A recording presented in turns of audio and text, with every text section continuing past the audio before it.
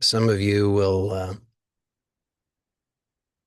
know that I don't know how long ago, a week, 2 weeks, sometime in the recent history, for those who are on my mailing list, I sent out an email in which I mentioned I made reference to something that the comedian Julia Sweeney reported in her one woman show where she talked about how uh, she had had an encounter with two Mormon boys who had described to her about how they had a message for her from God. And I realized that I have a message too. My message also is for you, but it's not necessarily from God. I can't declare that it is coming from that high of an authority, but it is nonetheless a message that I think is valuable, and that's what I'd like to share with you.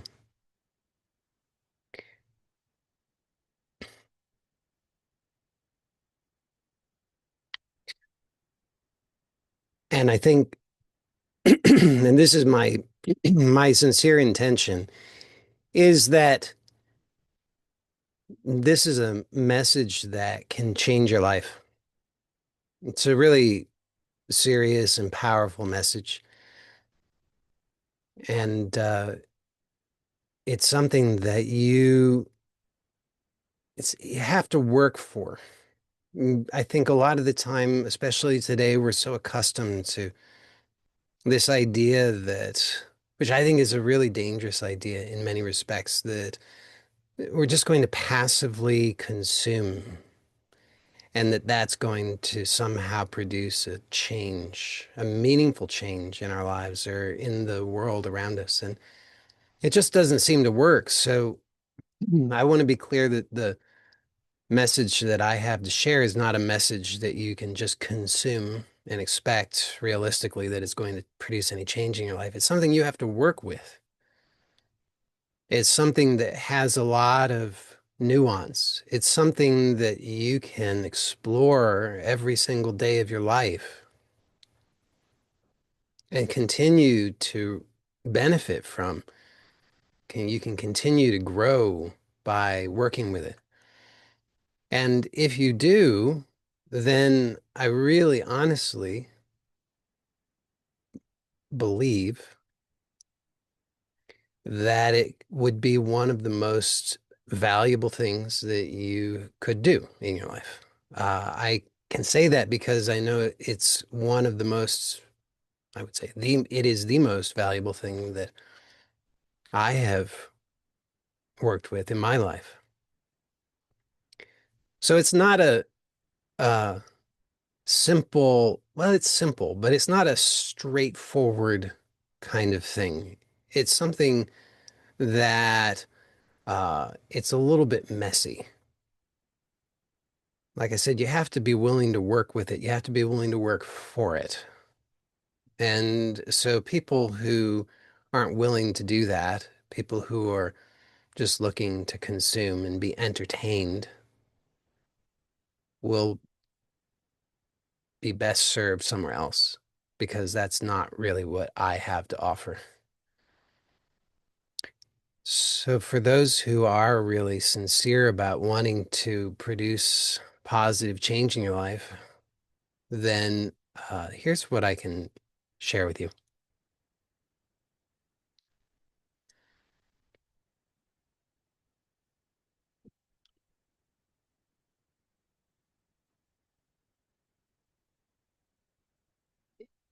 Most of the time, you are sleepwalking. You think you're awake, but you're asleep. And you go through your life asleep, and then you wonder, why do I hurt so much? Why is it that my life is so hard? Why is it that nothing quite works out for me the way that I think it should? Because you're operating within a dream. You're asleep. Now, at that level, at the level of the dream, you have very little leverage. This is an important idea, in my view. Leverage. You've probably heard me talk about it before. So, even if you think you know everything there is to know about leverage, maybe especially if you think you know everything there is to know about leverage, then, and even if I say something, and chances are I will, that I've said before and you've heard me say before, I encourage you to be willing to hear it as though you don't know. Because if you think you already know, then guess what? You're asleep. Because to be asleep is to think you already know. Well, no, to think you know. To think you know is to be asleep. Not just that you already know, but that you know anything. To think you know anything is to be asleep. To be awake, you have to start by admitting that you don't know. You don't need to know in order to be what you are. The whole business of knowing or attempting to know is trying to become something. It's trying to get something. It's trying to get somewhere. It's trying to fix something. It's trying to solve something. That's what you need knowing for. But to be requires no knowing. So the if you're starting from the false assumption that you know, then you can know that you're asleep. And one way to wake up is to really slow down and take a look at what's really going on and acknowledge that you don't know at all. You just don't know. You don't know anything. You don't know, not even the simplest thing. I'm not pointing a finger at you. I'm including myself in this. None of us knows anything. Now, some people find that terrifying, but you don't have to find it terrifying. That's a choice. And be gentle with the whole thing. If you can't, if you push too hard, if you're too aggressive, you'll burn out, you'll freak yourself out, you'll go off the rails, something. So don't be aggressive with any of this. Just be gentle. If you're uncomfortable, if you need to, distract yourself, entertain yourself for a moment, it's fine. But then just come back. Just come back. Continue to explore the edge of this acknowledgement of not knowing. So so we're sleepwalking through life, and you think you know something, which indicates that you're asleep. So that can be a way to wake up, is to recognize that you're asleep. And anytime you're suffering, anytime you're thinking to yourself, gee, why is this happening? This isn't fair. This isn't right. This isn't how it's supposed to be. Why me? Any of these kinds of victim thoughts, then you can immediately recognize that you are asleep, because those are sleepwalking thoughts. Because notice that they are all about being powerless. They're all about being powerless. You're wanting power, but everything that you do reinforces your powerlessness from a place of being asleep. So all of those thoughts, the thoughts that are so commonplace, oh, I can't believe they did that to me. They hurt my feelings. They made me mad. You know, They should, they shouldn't, and all of that business, all of those kinds of things, they're just thoughts coming from a poverty consciousness, from a victim consciousness, which is to be asleep, comes from being asleep. So we mostly are living in this dream world, which is the world of effect.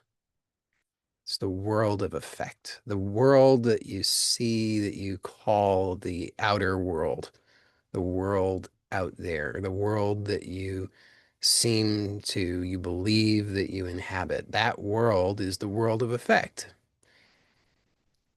And it's already too late. By the time you are able to think of it, it's already happened. It's already come and gone. It's too late. So all your thoughts about that world are only going to be a commentary on what you don't have any influence over, where you have no leverage. You can't change it. It's already done. It's already come and gone.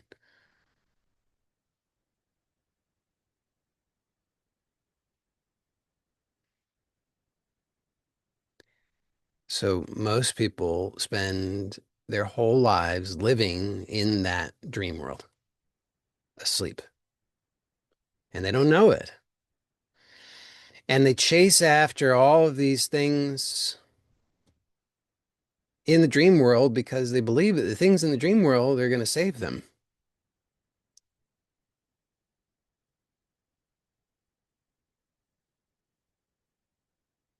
So you think, oh, if I can just get something, whatever you think, if I can just get that, then I'll be okay. No, you won't.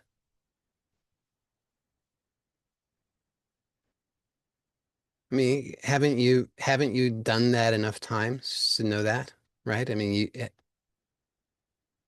you've chased after the things in the dream world and you thought if I can just get that, and then I granted you didn't get most of it, but you got some of it, didn't you? Some of it. You got a few things here and there that you thought, and there were some of the things that you thought if I could just get that. I mean, when you're a little kid, you think if I can get the candy bar, if I can get the comic book, if I can get the little plastic toy, if I can get the baseball cards, if I can get the bicycle, if I can get, if I can stay up late and watch TV, if I can do whatever the things that I can, I'm gonna be set for life. Then I'll really be okay. And they come and they go, and then you're looking for the next thing. Well, gee whiz, I guess I need the next thing. And then you get a little older, and then now it's not about those things so much. Now it's, I need that boy, I need that girl, I need them to love me, I need to get, now I need to start thinking about money, I need to get a car, I need to have the clothes, I need to have all the things. And it just goes round and round, doesn't it? And I would hope, and maybe you would hope that we would wise up, but take a look around, and not so much wisdom out there, is there? People in their 40s, 50s, 60s, 70s, 80s, still playing the same game. If I can just get that thing, then I'll be okay. Then I'll be set. Because they're asleep. Because it only makes sense within the dream world. But you are not a dream character. You see, none of those things can actually ever satisfy you.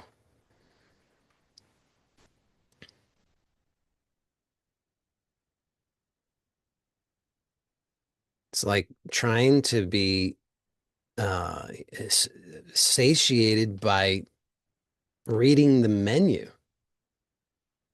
Just keep reading that menu. Boy, oh boy, I don't know why I still am hungry. I've read the menu so many times, but that's what we're doing. We're reading the menu instead of actually really,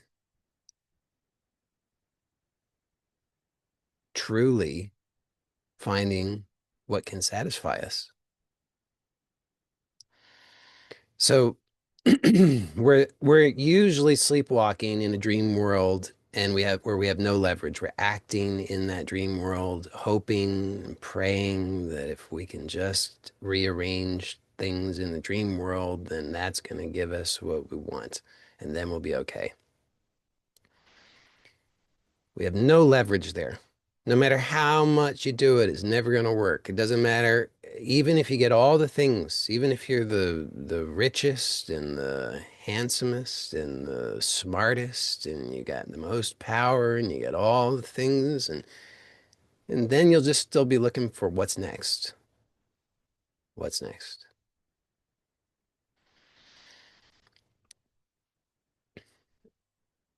So then put two and two together, starts to become maybe obvious where I'm going with this, right?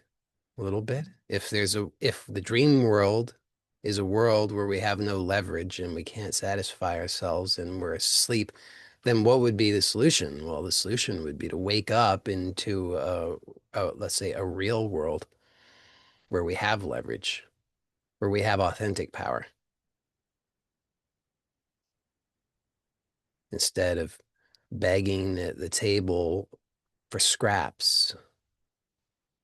We could actually sit at the feast. But we have to know how to do this. You have to wake up. Now, waking up, sometimes people turn this into this big thing like this, waking up with an exclamation point in all capital letters. And I'm not talking about some big event. I mean, maybe there's a big event, but that's not what I'm talking about. I'm talking about like right now. Right now, it's possible to wake up. Not with capital letters and exclamation point, not a final forever kind of thing, but right in this moment, right now, it's possible to wake up, even just a little bit, even just to recognize that there seems to be some truth in the things that I've been saying. If you can take a look at your own life and start to recognize the truth of that for yourself in your own experience, if you can start to notice, well, gee, yeah, I guess it's true. I just keep on seeking for stuff in this dream world and keep hoping that it's going to satisfy me, but none of it ever actually does. Not really, not truly, not lastingly. Then that is already a little tiny bit starting to wake up because you have to start to notice something outside of the hypnosis, that trance that keeps you asleep. Just a little bit, not all the way, but just a little bit. It just starts to shift things a little bit, and you start to maybe puzzle over it. And you say, "Gee, what is this? What's really going on? Who am I? If I'm not this character in this dream." If the things in this dream aren't going to satisfy me, well, who am I and what would satisfy me? So there's this turning that's starting to happen. You start to turn away from the hypnosis of the world and you start to actually be a little curious about, well, who am I? What's my actual experience? What's going on here? What would satisfy me? What is satisfaction? So now we could maybe experiment with this and take it a little further. So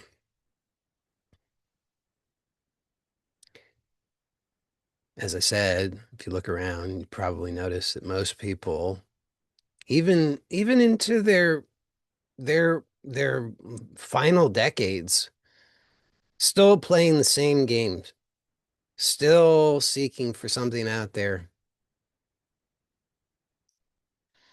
And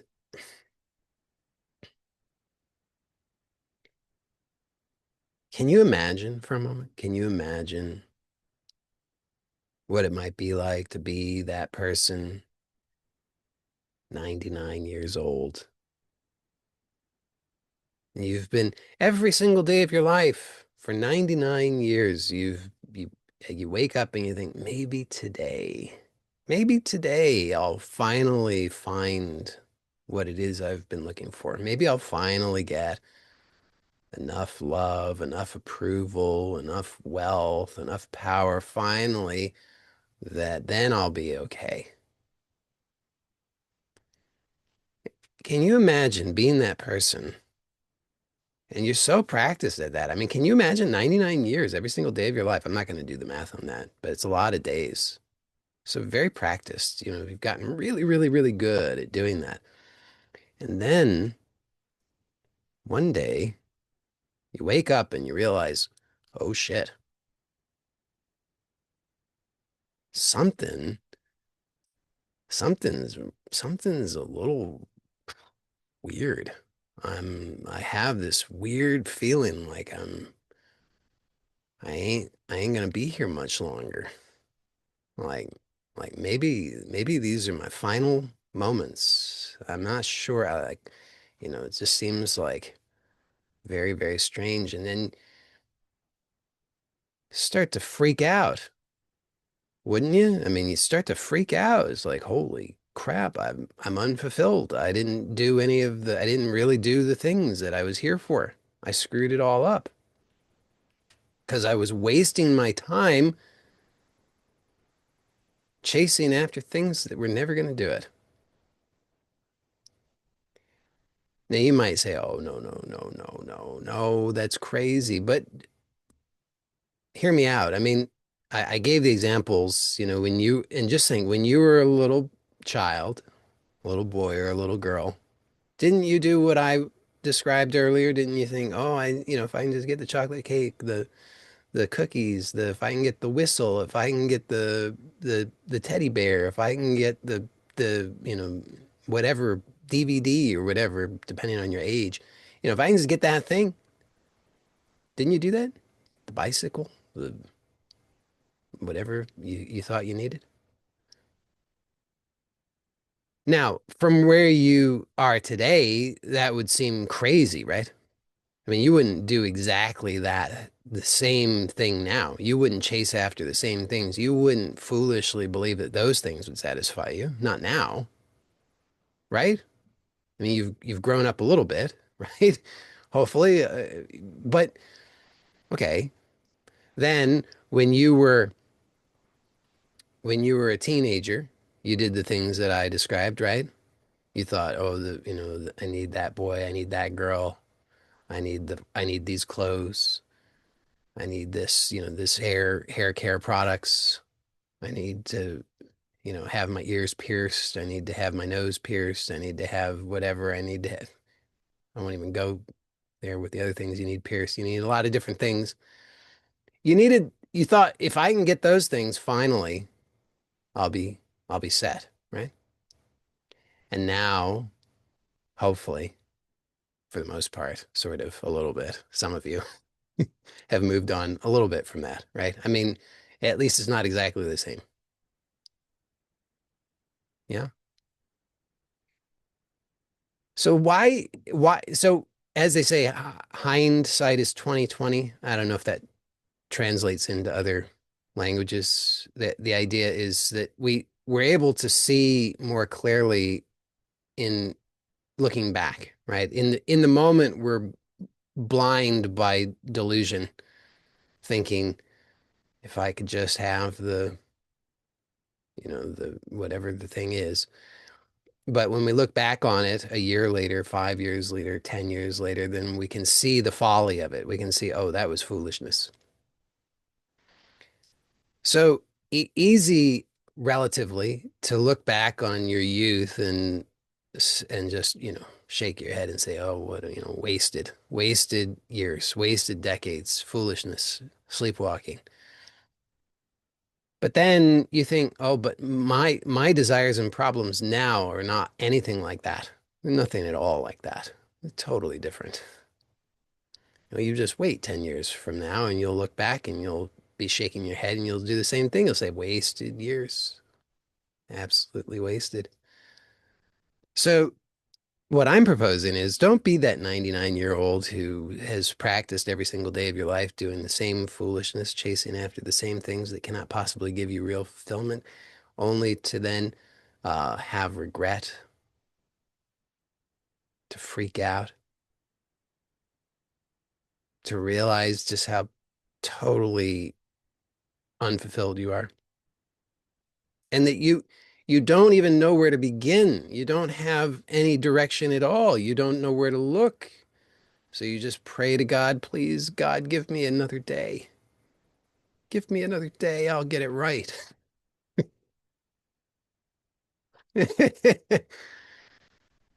I only laugh because, oh my goodness. I mean, I didn't have to wait until I was 99. I had my run-ins, when I was in my 30s. I like there were those moments and I thought, this is it. I'm going home to God, and I would, have those foolish prayers, oh God, I'll I promise I won't be foolish anymore. I'll get it right. I'll really take life seriously. I'm gonna focus on what really matters. I'm not gonna squander my life anymore on all of this idiocy.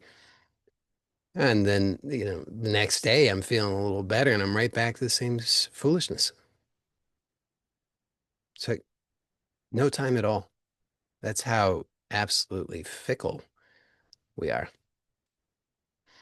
Uh, so if you're not going to start now practicing another way, then don't fool yourself and think that it's going to change because you've had a run in with meeting your maker or something like that. It's not going to doesn't usually work that way. It could. I understand sometimes we see those near death experience videos on YouTube or you something of that sort, and you think, oh yeah, no, I'll just be some big dramatic turn in my life. I'm gonna hit rock bottom, and then I'm gonna turn my life around. But I wouldn't recommend counting on it because I don't think that it's a very reliable way. I think that most people take that approach, and it doesn't work out very well. And so the message that I have, among other things, this is multi-part message, but among the parts of the messages, you don't have to wait. You could start practicing the new way now. And it could start with having giving yourself a wake-up call regularly. Just check in with yourself and notice, if I kept doing what I'm doing, if I just keep doing this, if I keep thinking in this way, if I keep identifying in this way, if I keep chasing in this way, and I make it to 99 years old, and then one day it seems like it's going to be my last day here on Earth. How well is that going to work out for me? Am I going to have some regrets? Am I going to be bargaining? Am I going to say, please, God, just one more day? I'm not ready yet. I think, I mean, here's a proposal. You can take it or leave it, but I at least consider it. See, none of us knows. Back to what I said earlier. None of us knows. We don't know anything. We pretend like we do. We pretend like, we make plans, right? And say, "Oh, I'll meet you next week." Maybe an awful lot can happen. So we don't know. You don't know that you're going to wake up tomorrow. You don't know that you're going to be around later on today. You don't know that you're going to make it to 5 minutes from now. You don't even know that you'll be here the next second. So, but it's so easy to get lulled into that. Oh, I've got time. I've got time. I'll, I'll, I got time. I can, wake up later. I, I don't, that sounds hard. I'll just keep sleepwalking a little longer, chasing after things that aren't. can't possibly fulfill me, just creating more misery for myself. I'll just keep doing that a little while longer because it's what's familiar. It's what's familiar. It's got momentum. I'll just keep doing that. I'll just keep doing that. I'll change things tomorrow. I'll change things, I'll think about it. I'll watch a couple more videos. Maybe I'll order a workbook. Or better yet, I'll get Chat GPT to help me out tomorrow after I've done some other things. So don't let you my proposal is don't let yourself fall for that. Because then you're going to end up being that 99-year-old person who is bargaining, pleading, regretting, freaking out, afraid. So instead, wouldn't it be nice, considering that at any moment this could be it, it could be like lights out.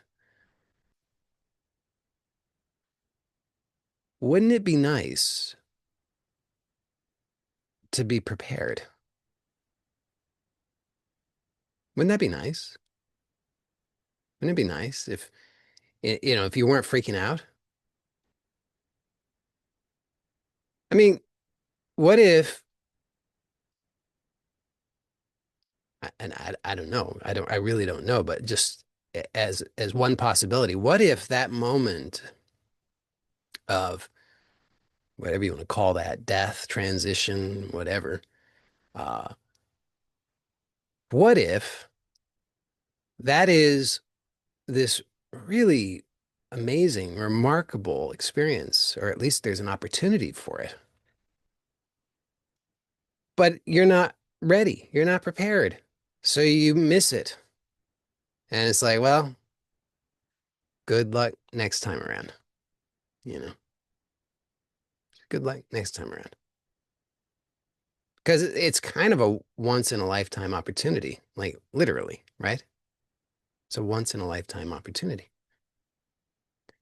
So, in some sense, again, I don't know, but in some sense, you could view it as the culmination of everything in the lifetime. Like the whole lifetime is leading up to that moment of death. You could view your life, therefore, as preparation for that.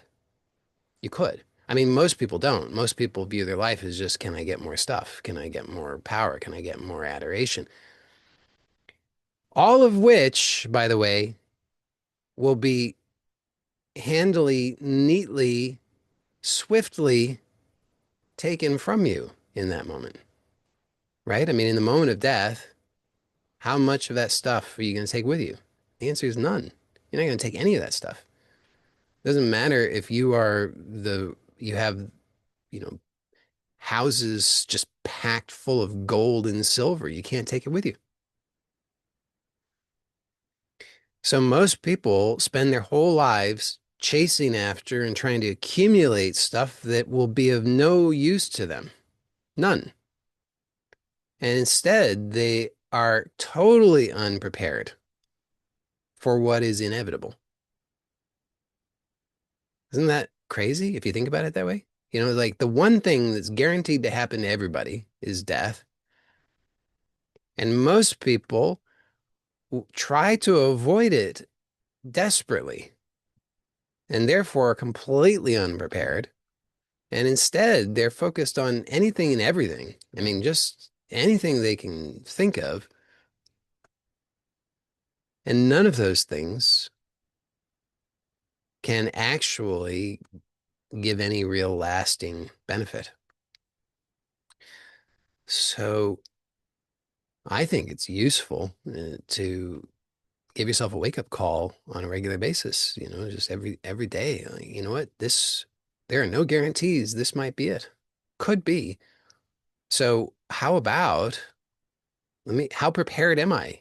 Am I prepared? Am I ready? Do I have any, so you go through a little inventory. Do I have any unresolved desires? Do I have any regrets? Do I have any grievances?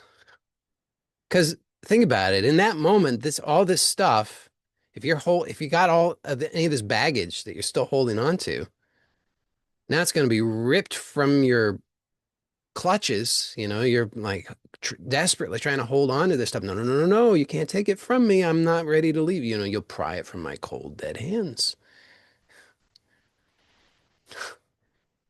And sure enough, life will pry it from your cold, dead hands. But why do it that way? Why make it this miserable thing? Why not be fully prepared? So at any instant. Now, here's the other side of it. I mean, like I kind of focused on the death piece, but um, that, death and life kind of go hand in hand. So because if you think about it, if you're lugging all of this stuff around, clinging to all this stuff, I can't let go of these grievances and all these people did me wrong and I'm still pissed off and angry and it was unjust and I'm going to prove to them and I'm going to show them and I'm going to get revenge and how dare they and life isn't fair and I just am a victim and it's not nice and it shouldn't be this way and you carry all this stuff around. Not only is it a problem for you at the moment of death, it's a problem for you every other moment of your life, isn't it? I mean, why do you want to live that way? Why do you want to live that way, carrying all this stuff around?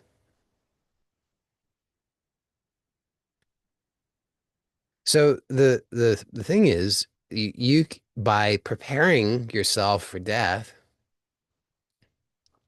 you are also making yourself available for life. You could actually just show up. Wouldn't that be nice? Most people can't show up because they're so busy trying to, lugging all the stuff around. Like, oh, hold on, guys, I'll be there in a moment. I got to just, pack up my boxes of stuff and carry them around. So you can never fully actually be here because you're always somewhere else. You're always like in between. You're like, hold on, I got to move this stuff from here to there. And then by the time you get here, it's like moved on. It's like, okay, I got to repeat the same process over again. I got to lug all of my stuff, all of my regrets, all of my anger, all of my frustration, all my disappointments, all of my unresolved desires. So I'm proposing that it's possible to do this by stepping into and focusing on this inner world, the world of cause, instead of the world of effect,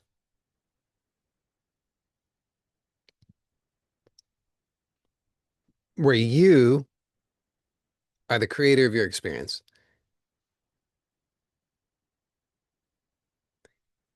And I know at first this seems, to most people, this seems like, I mean, first of all, pretty much anything and everything that I've said so far probably seems just like wackadoodle nonsense.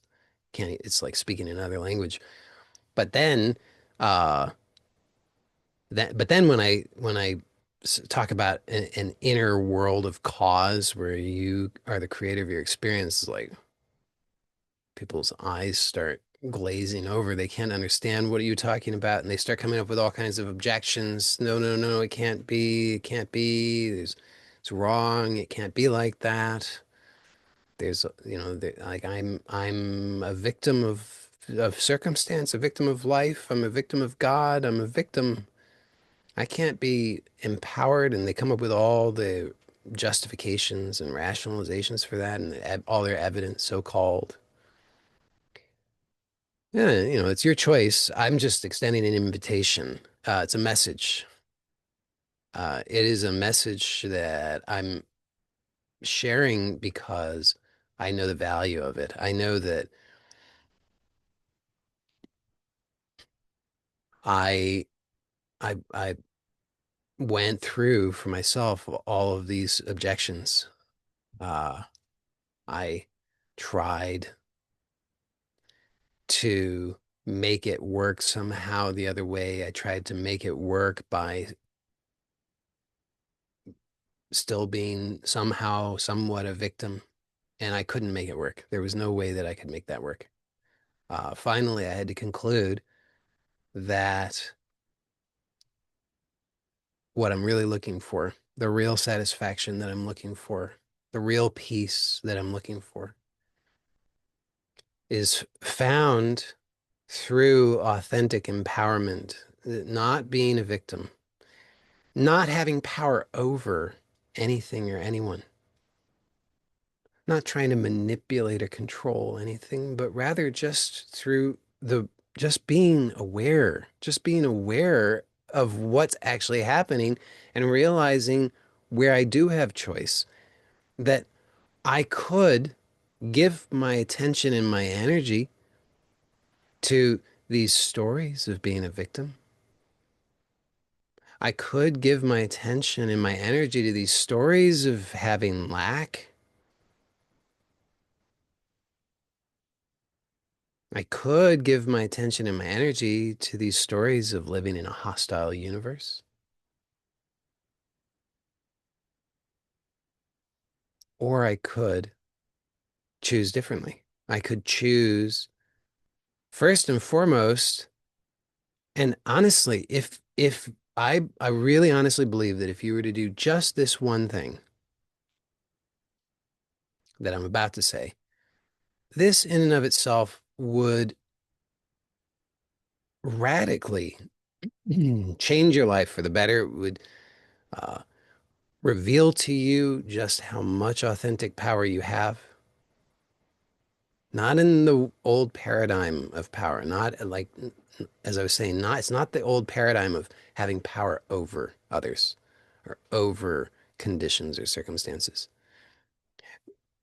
Because that old paradigm is still operating from a place of scarcity, from a place of separation, from a sense of being a victim. Only if I am separate, only if I live in a hostile universe, do I need to have power over anything or anyone else. But when I accept that none of that is true, what's actually evident, the only thing that I can actually experience is oneness, wholeness, not as an idea, but as the actuality of it. Like if I explore my actual experience right now, I invite you to do the same. Just notice right now, before you think about it, before you come up with a story about it, before you try and get outside of it, if you just notice directly, can you find any boundary to your actual experience right now? Just notice.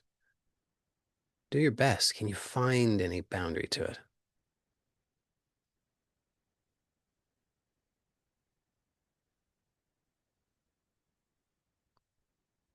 My proposal is, at least as my experience, the only boundary that seems to be encounterable is only a thought of a boundary, but no actual boundary. There's no actual boundary. There's no actual limit. Let's just keep on searching, looking out, further, further, further, further, further, and there's no boundary to be found, no limit to be found.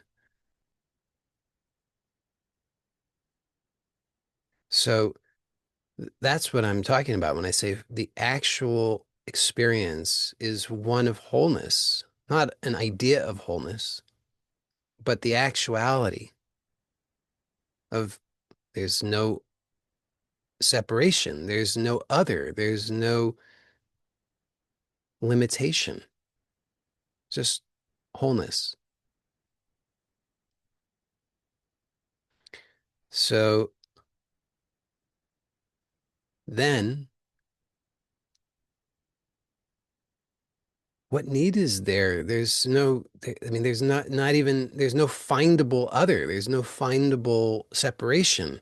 What need is there to try and control or manipulate something that can't even be found? So it's not power over, it's just the power to investigate, to be aware, to choose. like just the power which you demonstrated to yourself that you have the ability to explore the boundary or for a boundary of your actual experience. That's your power. You can do that. You just demonstrated it to yourself. You have that power. You have the power to examine whether your beliefs are reality or if they're just beliefs. Now, I'm saying that as though it's the easiest thing, and in a way it is, but I also understand it's a skill. These are skills that usually take some time to develop. So I'm not proposing that all of this is necessarily going to be totally obvious and easy to everybody straight out of the gate. But what I am pointing out is that we each have access intimately to this true, authentic power. And that is what I'm referring to as this inner world of real leverage. Because everything else is speculation. It's all just a bunch of speculation, guesswork. What did they say? What did they mean? What's that going? What will be the implications? What's that going to mean to me? Will that be good? Will that be bad? And on and on. It's very stressful. But instead, it's possible just to stay in this inner world where you have real leverage, where you can, instead of stressing yourself out with all of these theories and ideas, stories about who I am and what I need and who's doing what to me and what does that mean to me and is that good or bad for me and all of that. Instead of all of that, it's possible just to stay with what am I choosing right now? Am I choosing what I want or am I choosing what I don't want? Really becomes very simple in that regard. As I shared before, for myself, became I gained clarity that what mattered most to me was peace. I think that getting that clarity, doing that analysis for yourself is really valuable. So just consider that. What matters most to you? Of course, many things seem to matter. I'm not denying it. I'm the same as everybody else in that regard. I want all the things. Who doesn't? Right? I mean, like if somebody comes to me and says, Joey, I'll give you either $1 million or I'll stab you with a knife. What do you want? I'm like, easy peasy. I'll take the $1 million. Like, so yes, I want the things. I have those thoughts. I have those desires. So I'm not proposing to you that you need to get rid of those things. What I'm saying is get clear about what matters most because most people don't do this and therefore they're just lost asleep because the next thing comes along and they're like, ooh, look at that. Right? I mean, ooh, ooh. I mean that's what uh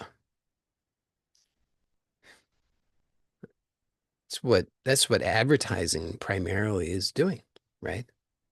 Advertising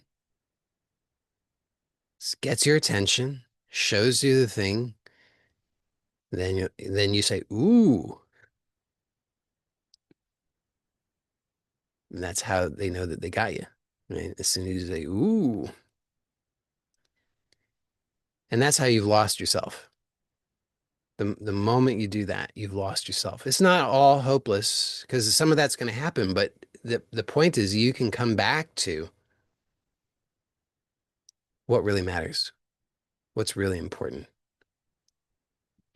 And but you have to do that work uh to be able to come back to it. You have to at least do it once to be able to come back to it. You have to do that analysis, what really matters. So you say, okay, yeah, I want the house, I want the car, I want the money, I want the perfect relationships, I want the power, I want the all the things. I want all the things. Great. and what's most important. And and this question, which I've shared many times because it's a really powerful question, I really recommend is what will that give me? What will that give me? Because then you start to investigate what's the desire behind the desire. I want I want the $1 million. Great. And what will that give me? So it's not to invalidate the desire for the $1 million. Still fine. Like I said, if somebody's going to come along and offer me $1 million, no strings attached, I'll take it. Anybody here want to give me $1 million, no strings attached, just send it my way. Uh, and what will that give me? Because if I, oftentimes, the tendency for many of us, myself included, is to become lost by being fixated on the superficial thing, the the the dream world, lost there. Ooh, the $1 million. Ooh, the beach house. So the whatever. And that is not ultimately what you want. I'm not saying it's bad or wrong or inherently problematic. All I'm saying is it cannot be ultimately what you want. Most people don't dig any deeper, so they don't get that clarity. So you can just use that question, what will that give me? What will that give me? Just keep asking, what will that give me? What will that give me? What will that give me? If whatever the answers are, I want $1 million. Great. What will that give me? Well, then it will give me the ability to pay off all my debt. Great. And what will that give me? Peace of mind. Oh, amazing. Okay. So now we're on to something. It sounds like I want peace. It's like, oh, yeah, that's it. So now I know that's what I really want. So for myself, I did that analysis not as I didn't have such a neat, simple process to use when I did that, but by grace, it was, sort of happened for me that I was able to get to that clarity of what I really want for me more than anything else is peace. Now, I'm not saying that has to be true for you. I'm just saying that's what I found for myself. And I'm recommending that you do that investigation for yourself as well, because then here's what that offered me. Whenever I noticed I was beginning to choose suffering, I could just remember, what is it I most want? Peace. Choose peace. So, so many different kinds of things can happen. I mean, in life, so many different types of things. You know how it goes, right? I mean, things happen. One day to the next, so many different things can occur. You're going along through life and everything you're like, I'm just cruising along, everything's fine. And then all of a sudden something happens. You have an accident. Now all of a sudden your health is called into question. Maybe your finances start to get called into question. You start to have these worries about your finances. Something happens in some relationship, and all of a sudden it's like, that's you didn't see it coming. You're like, I thought everything was fine, and all of a sudden something happens. I mean, if you're paying attention, it's unlikely that you'd be surprised that much, but it can happen. So things can happen.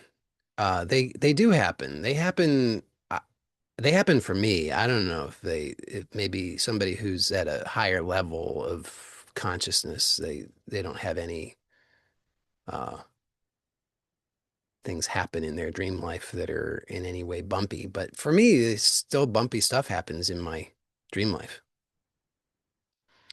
And when those things happen, now they're just a reminder what's most important.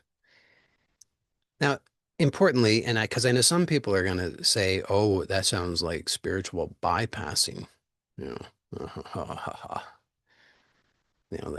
they're like, uh, uh, gotcha. People like to do that. Gotcha. I'm not, that's not what I'm proposing. I'm not, yes, a person could use it that way, but that's not how I'm proposing. Uh, what all I'm saying is that's the baseline. I'm not saying avoid. I'm not saying, it's like if so I have a family. I choose to uh take care of my family as best I can. Uh that's a choice that I make. And so so if there's like a financial thing that comes along, then me knowing that what is most important to me is peace, and me choosing peace does not mean that I don't also do whatever I believe will be supportive of resolving that financial thing. So it's not an avoidance strategy. It's a foundation. It's a foundation of peace that allows for then dreaming a better dream. Just to recognize the dream as the dream instead of getting lost in the dream, having no leverage, being stressed out, afraid, angry. For me to know what is most important is peace, whatever happens. Sometimes, something happens and I'm surprised in an unpleasant way. And I just remember what's most important is peace. So I'm not aiming to control all of these outer circumstances. That is not the game that I'm wanting to play because I don't have leverage there. I can choose peace. I can always choose peace. Always, always, always, always, always, always, without exception. I have complete leverage there. There's nothing that can happen that can take that away from me.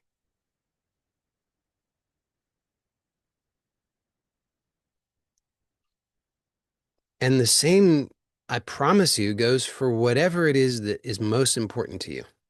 If it's truly what's most important to you, then it's something that is available to you unconditionally. You can choose it always, no matter what. I'm not saying it will always be easy. I mean, it's not always easy because, but notice when it's not easy, that's because there's a strong pull to be asleep.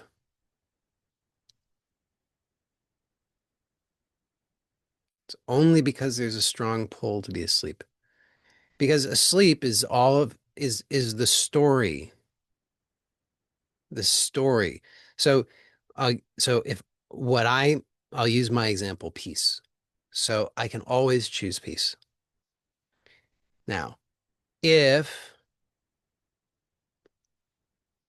there's something that occurs in my so-called life where I have no money, no shelter. Everybody in the world seems to be against me and hate me. I'm stuck in a very cold place. I have no food. So challenging point is challenging situation, right? So the only reason why I would find it challenging to choose peace would be because the pull to be asleep would be so strong as to allow, as to lull me into this delusion that those conditions have power over me.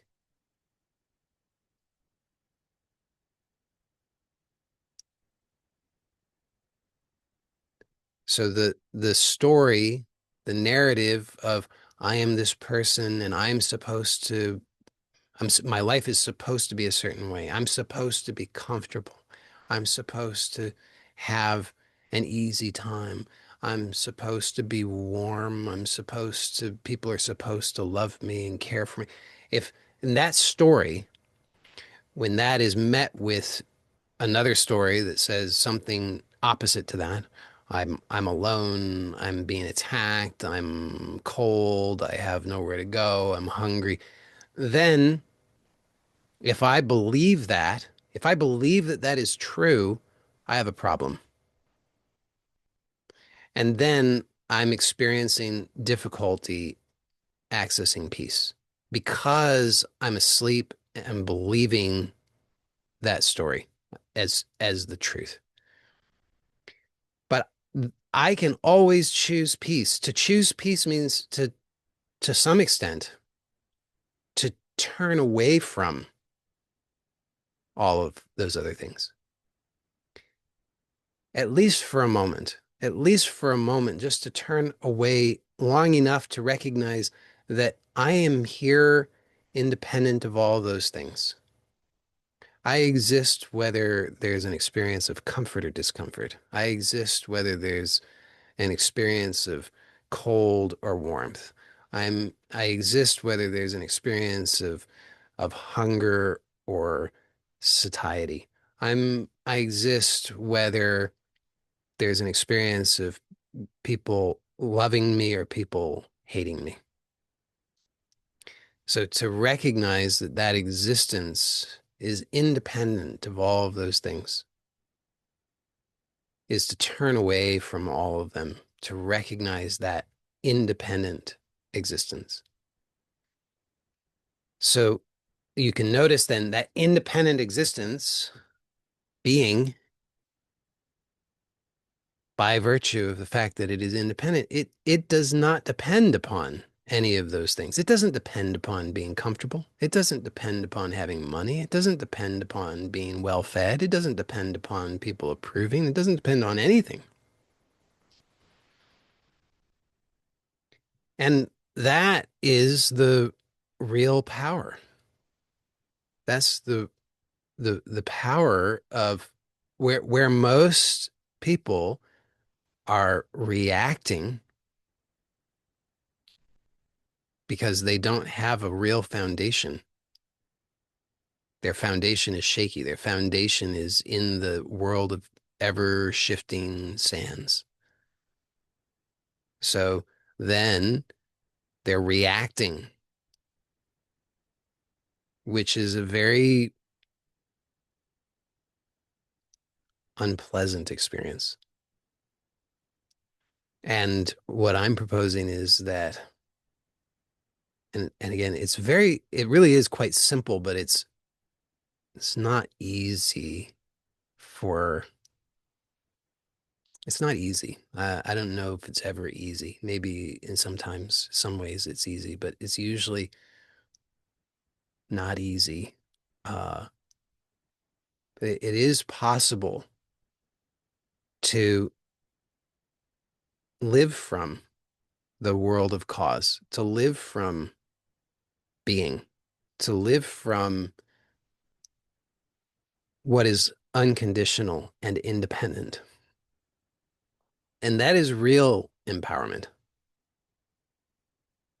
Then it doesn't matter what's happening. And that actually, because that's a stable foundation, the paradox is that that allows a person then to dream a better dream. Not because they have absolute control over every single detail, condition, and circumstance, but rather because they're able to choose rather than react.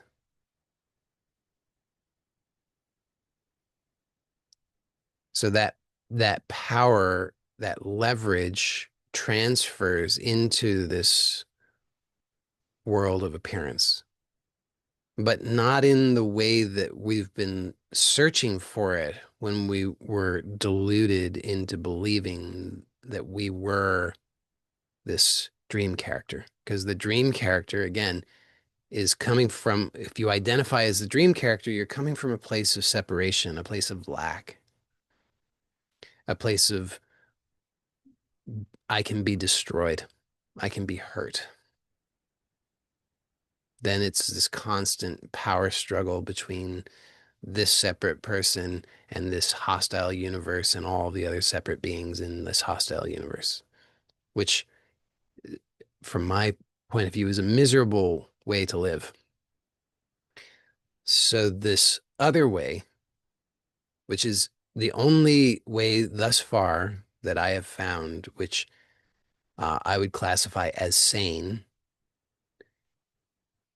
is to shift to this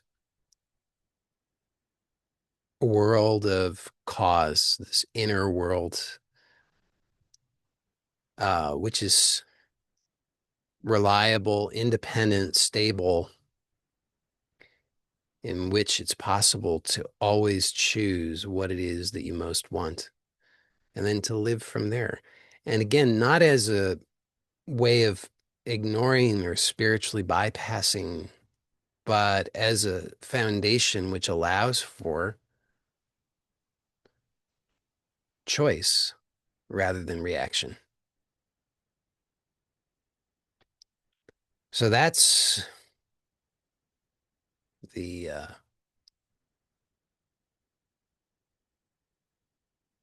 that's the message that I wanted to share with you today. As I said, it's not, I didn't make any uh, attempt to make that neatly packaged because I think it's not, maybe this is me making excuses. I don't, I think it would be a disservice for me to try to make that neatly packaged because then I think you would say, oh, now I understand it. I have the neatly packaged thing and I got the whole thing and that's it. And now I'm going to move on to the next thing. Whereas if you really accept and work with this, then you will, the fact that it's not neatly packaged will challenge you to investigate it, to continue to go over it so that you can really work with it and benefit as a result because it only works for you to the degree that you work with it. So uh now I will respond to questions that are in the chat. So I see there are some in the chat already, and I will respond to those. I think. Let me see if I can uh, find the beginning of them, though.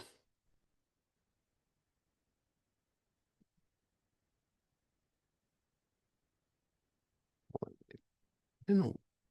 I think I need to get a new mouse. That's all there is to it. I keep having this trouble with scrolling.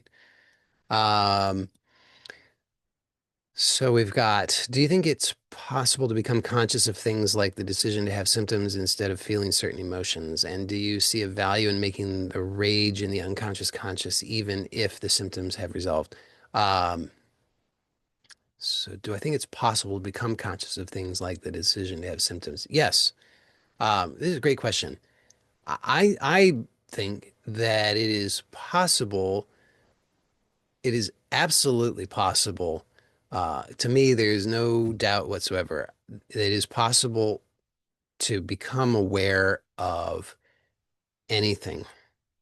Uh, the I think that we are. Uh, I think there are no actual hard limits to what's possible, but there are beliefs in limitation, and the beliefs in limitation are extremely uh, persuasive so as to generate the illusion of reality. So people believe in limitation and therefore experience limitation. And uh, like classic example of this was the 4 minute mile. So until technically there were uh, recorded uh, uh, recorded there was recorded evidence of people running faster than 4 minute mile before Roger Bannister, but uh, wasn't generally widely accepted until Roger Bannister broke the 4 minute mile. And before that, there was a lot of speculation among otherwise intelligent people that there was some hard limit in human physiology that prevented running a mile faster than 4 minutes. So people believe in these things, right? They believe, they just accept, and uh, they believe you can't travel faster than the speed of light. There's like these beliefs that exist. And as a result of the belief, it creates the illusion that that's true or real, especially when lots of people agree together. They say, oh, yes, we agree that that is true. But it's not true. It's just a belief. So there's no real limitation. So yes, anything, you can become conscious of anything. Uh, Now how to do that, uh, I'm sure there are lots of ways to achieve that and enhance that that I don't know. Um, so I don't have a lot of advice beyond just using the law of attention. So if it's important to you, then set that intention and give your attention to that on a regular basis, and that will help. And then notice any limiting beliefs that come up and release those limiting beliefs. So it's like, you know, basic stuff that I often talk about. Uh, Now, second question, do I see a value in making the rage in the unconscious conscious, even if the symptoms have resolved? Um, yes. Yes and no. Depends. So, I mean, is your goal what is your goal? You could tell me, clarify what your goal is, but I'm gonna unless you say otherwise, my assumption would be that your goal would be to release that. Yeah. So if your goal is to release the rage, then I would recommend you just working with that intention. Because if you think about it, one way, uh, one, so making something conscious is a useful way to be able to produce a change, but it's not the only way. So it is a reliable way that is available to us humans. So if you want to make a change, then making that process conscious that you want to change is a reliable, valuable way in order to produce the change. Uh, like, any habit that you have, if you want to change the habit, then making the how you the process, your inner process of that habit conscious allows you to more easily make the change. Because habit, by definition, is unconscious. And so if you want to, so that's just like a program that runs automatically, and that can be useful or not, depending on the habit and the context. But if you want to change a habit, then slowing it down, becoming aware of the internal process allows you then to make the change. Otherwise, you're going to keep doing it the same way, most likely, unless something else intervenes. So there are other ways that change can take place, and some of those could be more efficient than having to make something conscious.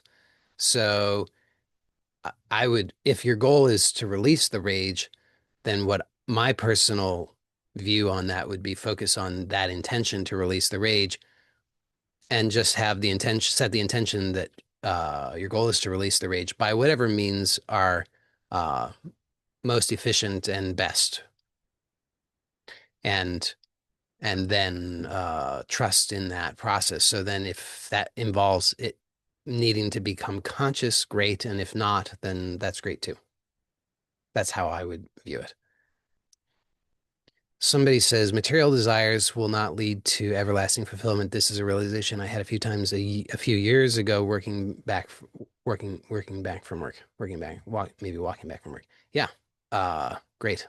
And um, so as powerful as the realization or the insight is, uh, notice that it happened a few times a few years ago, and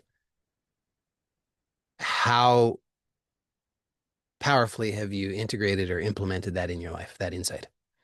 Because what I found is, unfortunately, insights are cheap. Um, Not to be dismissive of insight. I mean, like insight is can be really valuable, but the problem is it's cheap in the sense that uh, people can take drugs and get insights, right? I mean, like people this happens, right? Like people take psychedelics, they have insights. I know some people get upset with me for saying this, but it's my view of the matter. For the most part, for most people, psychedelic use does not result in real long-lasting positive change. It does produce a lot of insights, but it does not typically result in real change. Because the insights need to be integrated. So I really am a huge advocate of integrating insight rather than just trying to accumulate more and more insight. Because I've done that too. It was like I need more insight. I'll have more insight. Do more things for more insight. And I think a lot of people are insight junkies. They take psychedelics, they do intensive breath work, they do all kinds of things. Cold plunges, intermittent fasting. They can do all these things that can produce insights because stress will do that. Stress can produce a lot of insight, but needs to be integrated in order for it to really have a positive impact. So that I would my recommendation is to take those insights, note them down, figure out which are the most important for you, which have the most value for you, and then to work with them consistently to integrate them into your life so that you're actually experiencing the benefits of that rather than it just being an insight that you had. Somebody says, what can satisfy us? Maybe I've answered that, or maybe you've answered that for yourself. If not, you can let me know.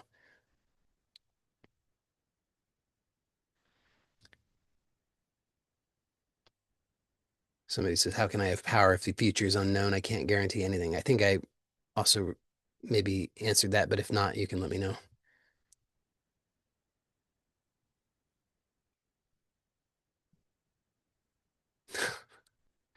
I like this one. Somebody says, when I was little, I lived outside the US, so by the time I got my comics to read, all of the ads in the back were old. And even if they hadn't been, there was no way I could order and pay postage to receive anything. But oh, did I covet them. Decoder rings, x-ray glasses, so much cool stuff, but already too late for me. Yeah. That was a blessing in disguise. Uh, because, it's all a bunch of junk. Just saying. The decoder rings and x-ray glasses. Preying upon youth. They should be ashamed of themselves. Uh,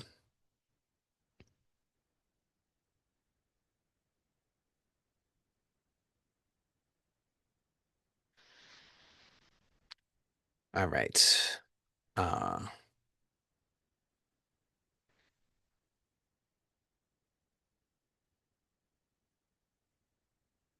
Okay, somebody says I have these urges of okay, I'm gonna get it finally right and meditate 3 hours and really observe it. Never works, but then next week I have the urge again and hope. Yeah.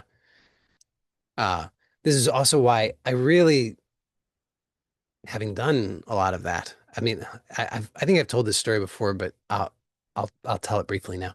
It's not an interesting story, sorry. But once one one time when I lived I lived in Southern California at the time. I lived in a part of I lived kind of close to Hollywood, just a little north of Hollywood. In fact, in North Hollywood, uh, and I had it in mind one day. I mean, it was just living in this very urban sprawl environment in this smog, and I just felt like I need a little space. And I thought, oh yeah, I'm gonna drive up to Malibu Canyon, and there's a place I knew that I could hike up to this mountaintop. So I'm like, I'm gonna hike up to that mountaintop, and I'm gonna sit there, and I'm gonna just remain there until I get the secrets of the universe. So I drive, like, driving anywhere in Southern California takes forever because traffic is just awful. So it must have, it was a long time. Got there, parked, hiked up the mountain. I'm sitting up there, and I'm like, holy cow, it's cold. I'm like, I guess the secrets of the universe are gonna have to wait until another day. So I walked back down the mountain and went home. Um, this like the small, small positive growth day by day gives so much better results than trying to aim for these big explosive things. Uh, it's like the story of the tortoise and the hare. So the tortoise and the hare, for those tortoise and hare are kind of not the conventional. We call it a turtle and the rabbit for those who don't know, who don't speak English natively. So a turtle and a rabbit. Maybe you know the story then about the race between the turtle and the rabbit. I think it's probably kind of known to many cultures. But if you don't, just in case you don't, the turtle and the rabbit are going to race. They do race. And the turtle just plods along, just keeps one foot in front of the other, just keeps on just slowly walking along. And the rabbit races ahead and then gets way, way, way ahead and then rests for a little while and then gets up and then races and then rests for a little bit. And the rabbit ends up oversleeping and the turtle wins the race. Point of this is just keep that in mind. Just keep taking the small, consistent steps so you will be so much happier with the results. In the moment, it's not nearly as exciting. It doesn't have all the drama of I'm going to unlock the secrets of the universe, but just taking these small steps every day, ask yourself, what do I really want? And then throughout the day, just notice how can I choose that? How can I choose that now? How am I choosing something different? And how could I choose that? Becoming aware of that internal process by which you make those choices, the unconscious habits that lead you into delusion and suffering, and just becoming aware bit by bit in this way, day by day. At first, it doesn't seem like much. I acknowledge that at first, and many people report this to me. I can't even tell you how many people tell me this. They said, Joey, I really thought that you were full of shit. So many people tell me this. They say, I really thought you were full of shit, but somehow I just like, I was desperate. I didn't know what else. You seem like a nice guy. I trusted you. I did some of the things that you suggested that just seemed absolutely stupid, like they couldn't possibly help. And I was consistent about it. And lo and behold, a couple of months later, I have to admit to you, my life is really, honestly, truly different. Like, I'm way more empowered than I've ever been in my entire life. I'm way more aware and awake than I've ever been. I am able to achieve things that I had never before actually believed that I could do. And I'm actually doing it. That's the power of just doing the small things consistently. So I get it. Most people think just think this is crazy. It's not attractive. It's not exciting. It's just so dull. And then they're off looking for the next shiny object. And unfortunately, over time, they get nowhere. But those who just plod along bit by bit, day by day, not shooting for the next big insight, not trying, not the next ayahuasca retreat, not the next Vipassana retreat, not the next this, that, or the other, but instead just the small things day by day. They get the results. It's just, I've seen it over and over and over and over and over.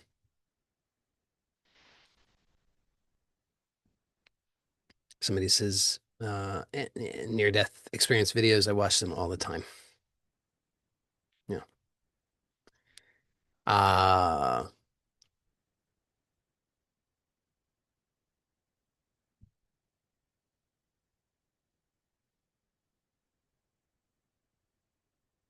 Somebody says it would be nice, but how? I think I answered that, but if you don't think so, then you can let me know.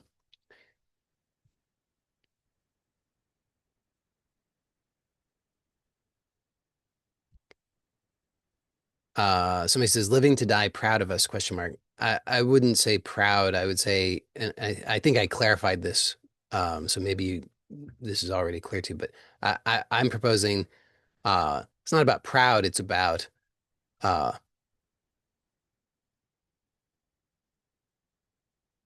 complete. It's about everything resolved. It's about prepared. It's about there's nothing unresolved, undone. There's nothing that you say, oh no, hold on, I got to finish this one thing. You're just ready.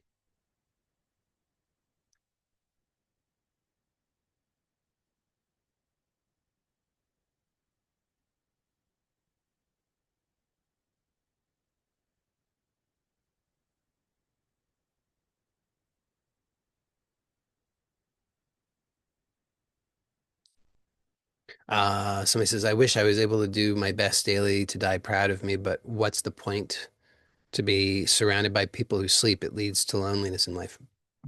Um,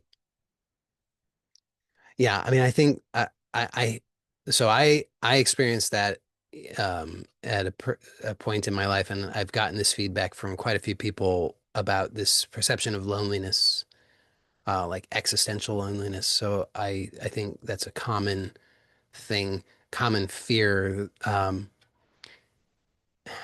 and yet I think that that's just a thing that where we can use that to spook ourselves and hold ourselves back.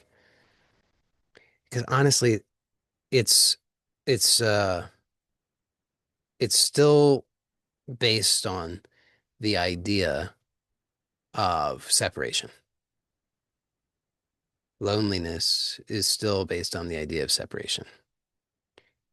So uh so if you perceiving yourself as being a separate person surrounded by other people who are asleep, then uh then that idea of, oh, I'm lonely, mm, is compelling, but I would just recommend investigating deeper than that and noticing, just questioning, is that even true? Is it really true that I'm separate?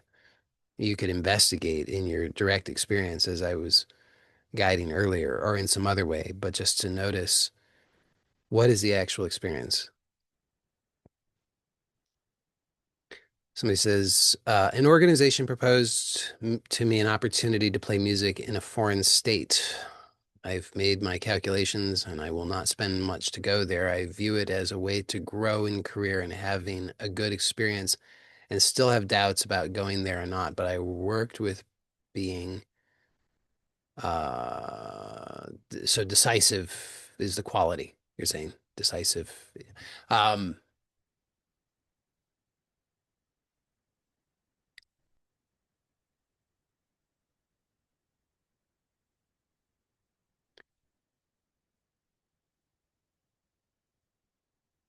so uh, I would say think about what does it mean to be decisive? Because the thing about decisive is so if you think I don't know why I don't know the difference between decisive and incisive, but they're both I guess oh here I think the difference is in an incision is cutting into something that remains otherwise in whole to a decision cuts off something, right? So it's you're cutting off or cutting away something. So to really be decisive, you completely eliminate all other options. So if you're still pondering, if you're still wondering, then you haven't really decided.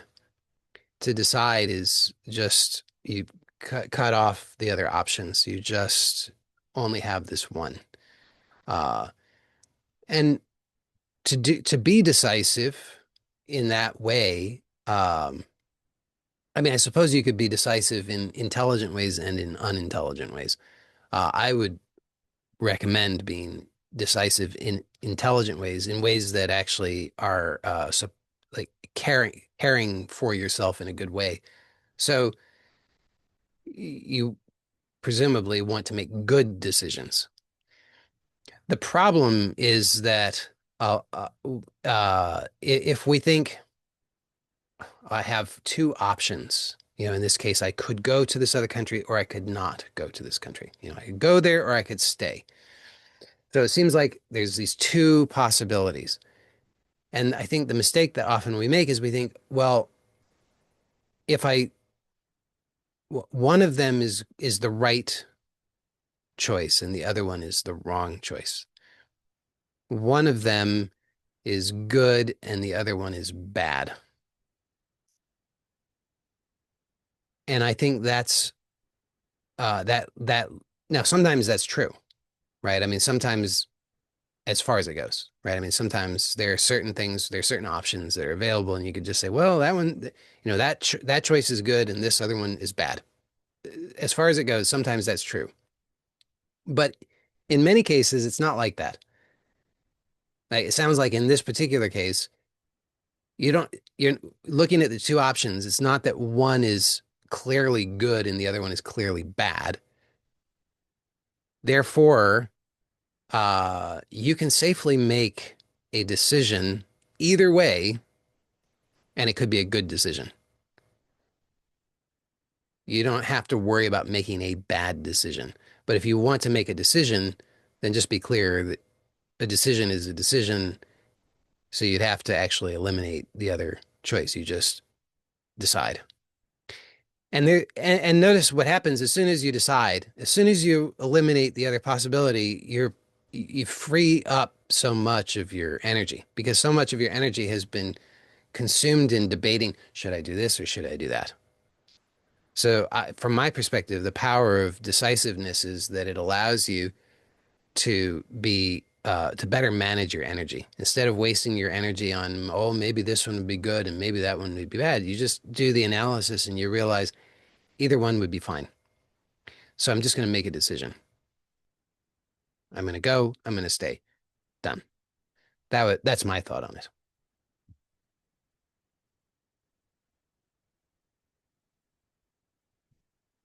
Somebody says wholeness is a concept is boundary.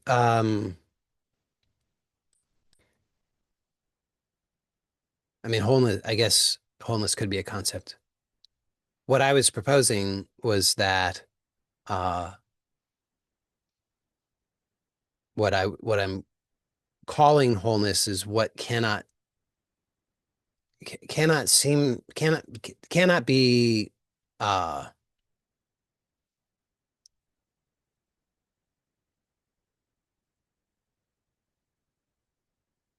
you can't do anything with it. You can't cut it. You can't divide it. You can't get outside of it.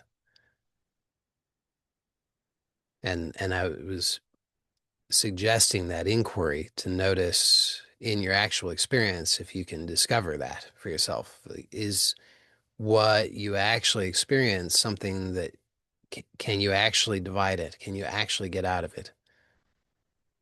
And if you can't find a way to divide it or get out of it, then I'm proposing that a word to describe that would be wholeness.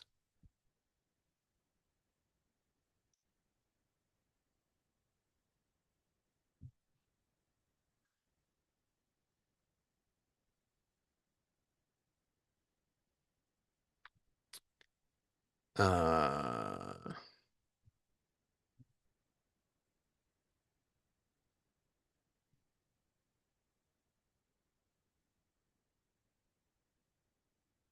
Somebody says, "Are we supposed to be eternally comfortable? What then? What does that even mean?" Yeah. Mm. It's not something I just for myself, I realized that I was taught to value comfort. I don't know if that's not everybody would say that that's true for them, but for me, I was taught to value comfort. And so that was an unconscious value that I was holding. And I, when I investigated that, I found out actually I don't really value comfort all that much. Not in truth. I value peace way more than I value comfort. I mean, at a certain point, I would say I value comfort. I value comfort, but in the hierarchy of things that I value, it's not high up on the list. Because if you want comfort also becomes uh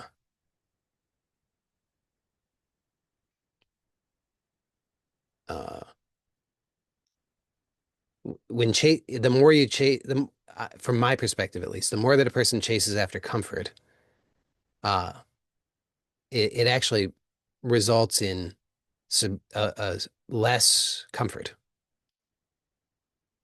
because the spectrum of what a person can experience as comfortable becomes narrower and narrower the more that they chase after comfort.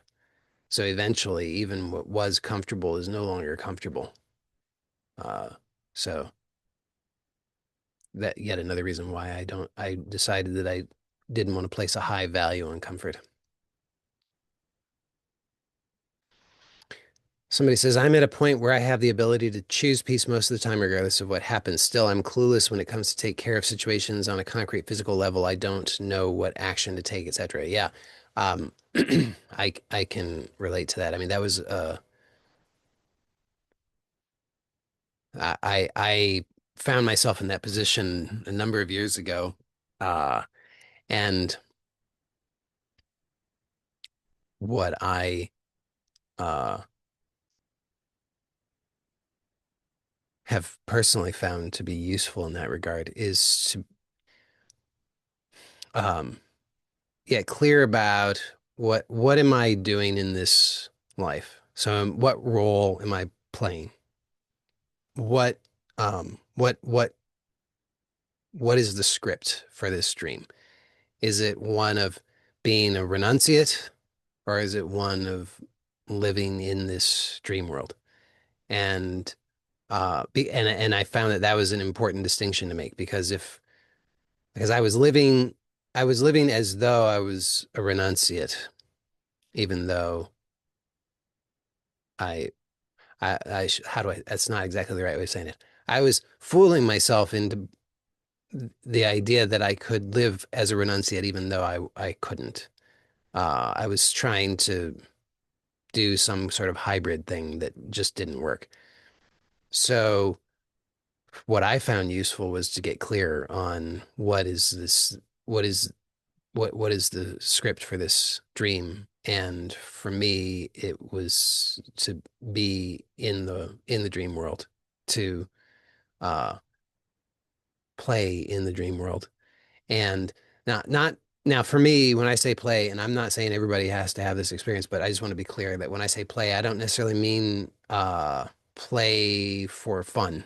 That's not my gig. It might be yours. I'm not here to judge, but I just want to be clear that that's not what I mean. When I say play, I mean uh to play in a way to learn.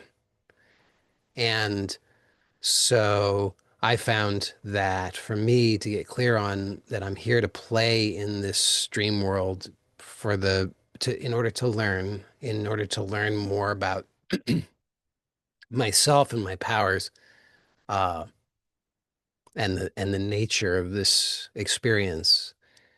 I found that very helpful. And uh, then defining what are my goals. I know it seems in some ways it's almost like a letdown. Uh, it's like I, for me, I thought I was for a long time. I thought I was trying to escape from this world, and and then to because I had this I had bought into this idea somehow that I was there's this like glorious spiritual kingdom somewhere that I'm going to enter into when I finally hit escape velocity. If I can just do enough meditation, have enough insights, do enough yoga, whatever, fast for long enough, then I'm gonna hit that escape velocity. I'm gonna enter into that spiritual kingdom, and I'm no longer gonna have to be burdened by any of the bullshit of this life. And so it was a bit of a letdown, I'll be honest, to realize that that wasn't it for me. So I can't tell you what you should do or what's true for you, but have some suspicions that probably you would find what I'm sharing with you that was helpful for me, also valuable, was to, humble myself and just kind of develop better life skills. But living from this place of leverage. So, so using the dream world as a kind of mirror. Uh, so setting goals in the dream world as a way of being able to measure things, to get feedback. So for me, like I shared earlier, I have a family, and you could say a goal of mine. A goal of mine is to, uh, and how to phrase this, to um, get along with my family, to uh, like I mean, some days it's like just to survive. Um, but really, it's like to do it well, to relate well with my family, to figure out all of how to navigate all of that in a good way, in a way that's aligned with my values, like peace, harmony, joy. Uh, so then for me, that's like a game. Uh, and I find value in approaching it that way instead of I've got to uh, you know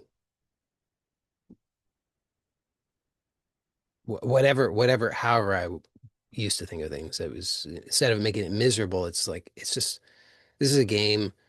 It's a game where I I get to learn as I'm doing it. I get to benefit as I'm doing it. I get to grow as I'm doing it. Um, and I'm just getting constant feedback. So I have a goal to to relate well with my family, and then I'm getting constant daily feedback about that, and it offers me opportunity then to improve. Uh, Sometimes I think rarely, but every once in a while, I think I'm doing well in that regard. And then when I do think I'm doing well, then I'm sure to be given an opportunity to grow even more. Uh, because something will happen that will challenge me. Um, so it's kind of strangely fun, not not not fun. Again, like fun isn't really my thing, but I like fun a little bit. But I like learning in a way that is balanced with some enjoyment, let's say. So that's how I now did I respond? Well, let me just read this. I'm clueless when it comes to take care of situations on a concrete physical level. Yeah. So my recommendation is define what you want, get clear on those goals, put them in order of priority. I recommend doing that exercise every day. Just take a few minutes, ask yourself the question, what do I really want? Write it down. Now, first, everybody's going to have a different experience of this. Sometimes people are thinking in too grandiose of a way, and sometimes people are thinking into uh, too much lost in the weeds and the minutia. But over time, if you just keep working with that question, what do I really want? I think you're going to find that that's really clarifying and helpful because then you'll start to realize the things that actually do matter to you, the things that you do want. I mean, sometimes, like I said, sometimes people are thinking in distorted ways at first. Maybe they think, "Oh, I want to have, I want to save the world. I'm going to save the world. That's what I want." And then maybe after some time what they realize is well what they actually really want is just to like hold down a job uh like in a good way. So you'll work through that in your own way and find what is actually true for you if you just show up to it regularly. So that's why I recommend doing that. Just ask yourself, what do I really want? And write your answer to that in an uncensored way. And as you start to get clarity on that, then I recommend that you list out what are the things that you really want and put them in order of priority. There's more that I can suggest to you with that exercise, but as a starting point, just do that much. And if you just did that much, that would immediately begin a positive change for you, and that would continue to grow over time. Like I said at the beginning of this meeting, this is something you have to be willing to work for. So if you're expecting that you're going to do that exercise once and then all of a sudden the heavens are going to part and the angels choir is going to be singing and it's going to be hallelujah from there on out, it's probably not going to work that way. But if you're willing, just show up and do that every day, even if at first you're not sure what you're doing and you're not sure if it's working, but if you just do it consistently every day, just take a few minutes, 2 minutes, 3 minutes, 5 minutes. Do it sincerely, but don't don't put a lot of pressure on yourself either. And I think you will find that as long as you do that consistently, you're going to start to gain more and more clarity about number one, what you want. Because if you don't know what you want, then taking action is not going to help you. Because the, you have to know what you want first. It's like think about what you want as the destination.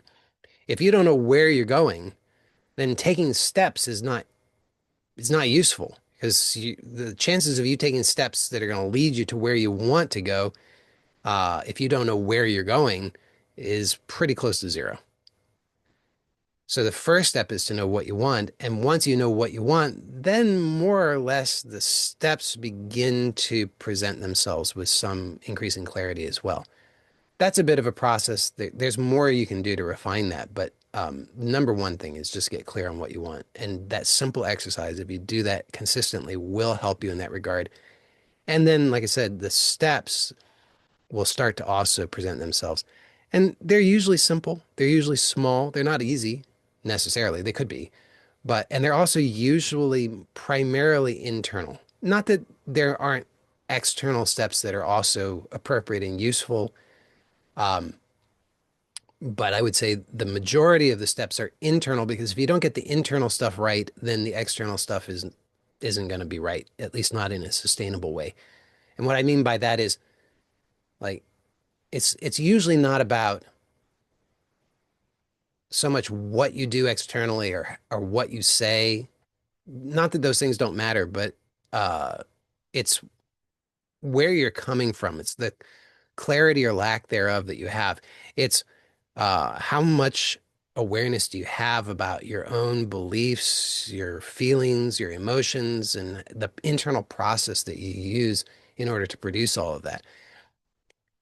Uh, the more aware of all of that you are, the easier it all becomes because at the subtler levels you have more leverage. If you are, let's say that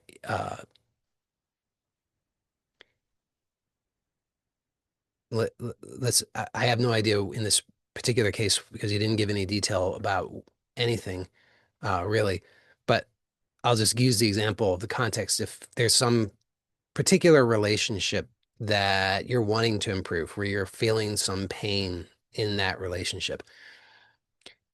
So a lot of the time, strategies for how to improve relationships focus on the external things, what to say, for example. Um, but if you say the quote unquote right things at the right times and in the right ways, but internally you have all this conflict. You're fighting against yourself. You have all of these feelings, resentments, frustrations, discouragement, disappointment, and so forth. Then all of those external actions, even if they're the right things, supposedly, are not going to give you the result that you want, at least not in the long term.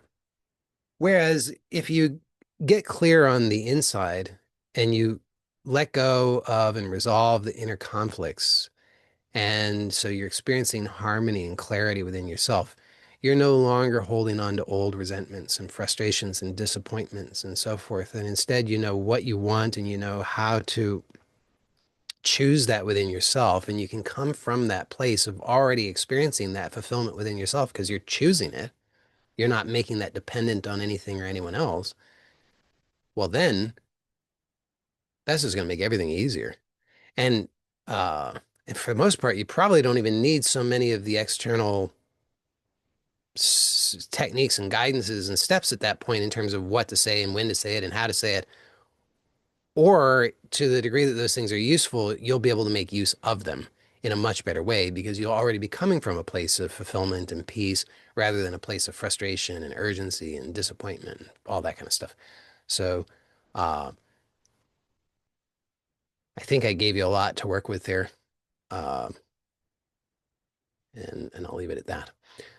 Uh, Somebody says, yes, not easy, but aren't we built to be strong? Yeah, I mean, we have uh, probably endless reserves of strength. We don't have to, I don't know what that was in response to, but I don't know that we always have to like choose to make things harder. I don't think there's a value in choosing to make things harder than they need to be.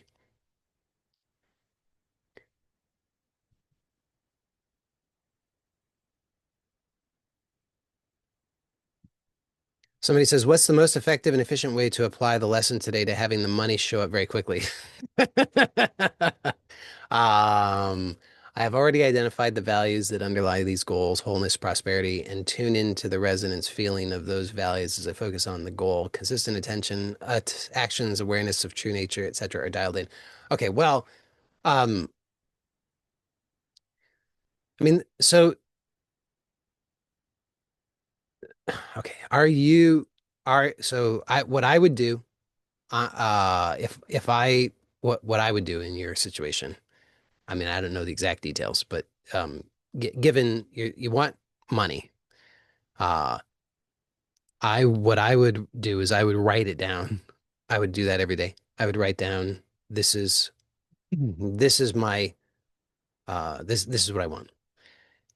Be clear about it. Be specific about it. How much, when, Don't shy away from being specific. Because if you're specific about it, then what that's going to do is it's going to help you to then identify what's the inner resistance to that. Uh, so because conversely, if you're not specific, if you just say, "Well, I want the money to show up quickly," um, it's not gonna help you to identify the resistance that is specifically there to what it is you actually want. Whereas if you say, I want uh, $50,000 to show up in my bank account on I'm going to give the date. Today is the 17th, on November 18th, 2025, before noon Eastern time. Uh, and I want it to show up with no strings attached, uh, whatever other details are involved in that, then all of a sudden you're going to have whatever is resisting that within you is going to be more evident. Any limiting beliefs, fears, internal conflicts, resistance will surface. So I recommend writing it down. I would write it down every single day. I would read it out loud and then notice what is it that comes up, that whatever the beliefs, the resistance, the thoughts, whatever else, and I would write those down without censoring, because the not censoring is really important, because there's a part of your brain that says, "Oh, I know better, and I don't need to I like, because I know better, I don't need to acknowledge that foolishness." But if it's in there, if you've got the resistance, the fear, the reactions, whatever, then those are there creating interference. So you want to acknowledge them, write them down, because only once you've acknowledged them and written them down, uh, are they conscious enough that it's easier to work with them. So I that's what I would do. I would write down what it is that I want specifically, and then I would read that out loud and identify, just notice whatever it is that comes up that resists any kind of resistance to that. And I'd write that stuff down, and then I would go through that and release that. That would be my number one recommendation. I don't know if you say you're going to do that. Great. Yeah, let me know how that goes for you.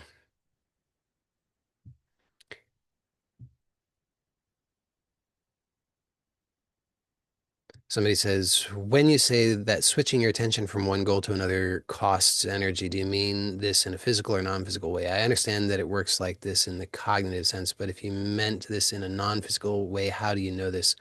How does it work? I'm asking because I want to know if I should just be prioritizing one of my goals rather than switching between two. I would always recommend that if there's one that is, if you can find a way to only focus on one goal at a time, that's what I would recommend, because it's just going to be the most efficient. In terms of physical versus non-physical, I don't know. I mean, I would just say that uh, the, I mean, I guess I'm not really clear on how you're making the distinction between physical and non-physical. Some of the evidence that I am referring to when I talk about that is research that's been done about attention residue. I don't know that anybody, maybe they're trying to reference physical correlates. I don't know. I'm not really sure about that. I mean, I think that's usually just, they're just noticing uh, impacts on various various things that they're testing, but I don't know if that's physical versus non-physical. So I'm not really understanding the question, to be honest. But I would say if you can if you can just get it down to one thing, then you're going to have better results. because I mean you can test it out. It's hard to really do an apples to apples test there, but uh, I think you'd be much happier if there's one thing that's clearly most important to you. If you just focus on that, that's going to give you better results. So that's what I would do. But and if you have resistance to that, just notice I would investigate the resistance because that resistance is just also using up your energy in a non-helpful way.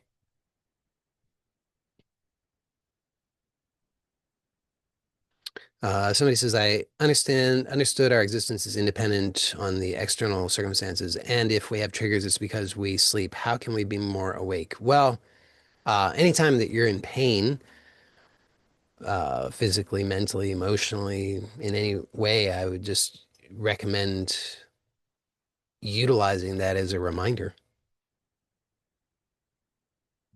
That's the most effective way that I know. And in order to, because if you think about it, when you, I mean, you don't have a problem if you're not experiencing pain, right? I mean, it's not, eventually what was not experienced as painful will become painful because anytime, in a sense, anytime that you're asleep, it is ultimately going to be painful. But if you're not experiencing that as painful, then it's not a problem to you. So I think that it's useful to just program the pain to be the trigger to help you to wake up. And one way that I recommend to do that uh, is to have a establish a formal ritual, a habit every day. So choose a time of day when you're going to do it. It only takes a minute or two. It's a very short thing. Just choose a time when you're going to do it so that you can do it same time every day because it's easier to establish the habit that way. And ask yourself, uh, what was some experience from the last 24 hours that was not optimal for me, that I experienced as not optimal, where I experienced some kind of pain, where I reacted with anger, fear, frustration, disappointment, resentment, whatever. And then uh, in your mind, play that event back, starting from the moment just prior to when you started to experience the problem. So there was a moment in which you were fine, you didn't have any problem. And then all of a sudden, this problem began. So there was some triggering event. And then there's an internal process that you used in order to create that non-optimal outcome for yourself. So keep in mind, uh, nothing and no one can cause you to feel or experience anything. So if you feel angry, afraid, discouraged, resentful, any of these kinds of things, that's not because anyone or anything caused that. That's because you had a process that you used in order to produce that for yourself. Something happened that triggered that, but the triggering event did not cause you to have that experience. The triggering event merely triggered that. You were unconscious, therefore you didn't have any choice in that moment. It just played, the unconscious conditioning played out.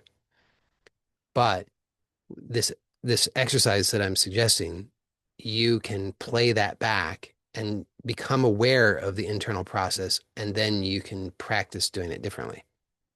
So, uh, as an example, if I think back over the last 24 hours and I say, well, yeah, there was that time when I was in traffic and somebody started honking their horn and screaming at me that I'm an idiot. And I felt angry and spiteful. And I started imagining how I was going to do all kinds of terrible things to that person.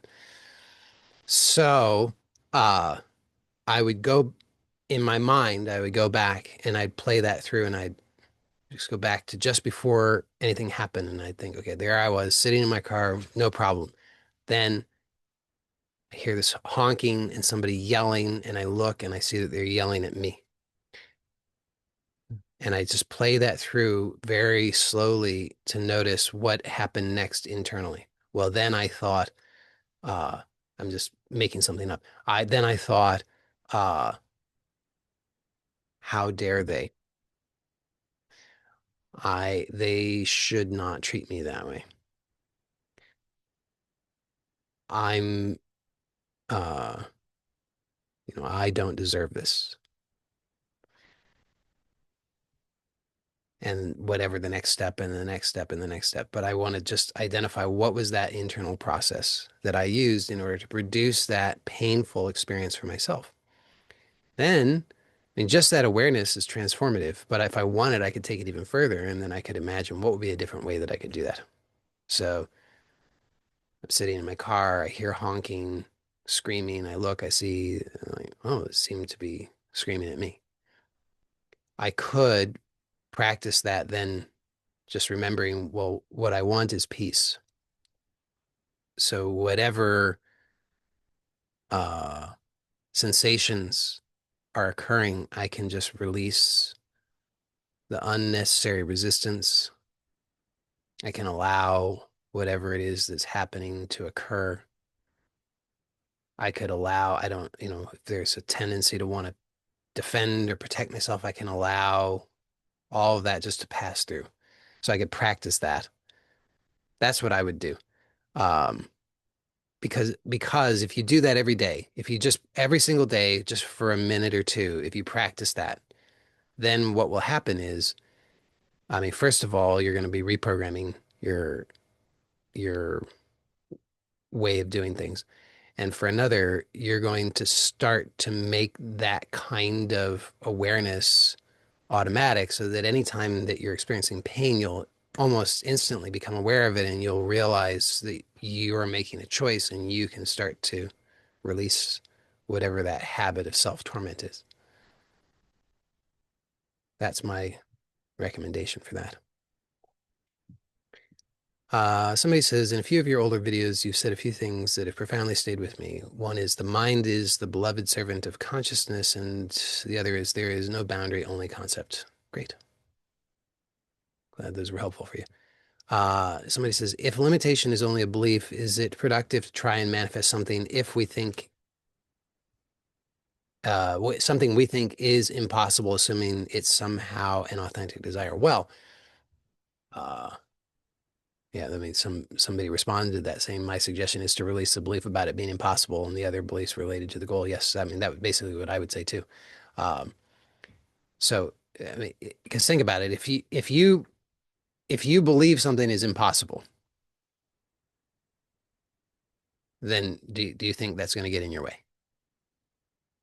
Can you see how that's going to get in your way? If you think it's impossible, like if you, for example, uh, I don't know if you think it's possible to fly by flapping your arms, but um, if you think it's impossible to fly by flapping your arms, then how much time do you think you're going to spend flapping your arms with the intention of flying?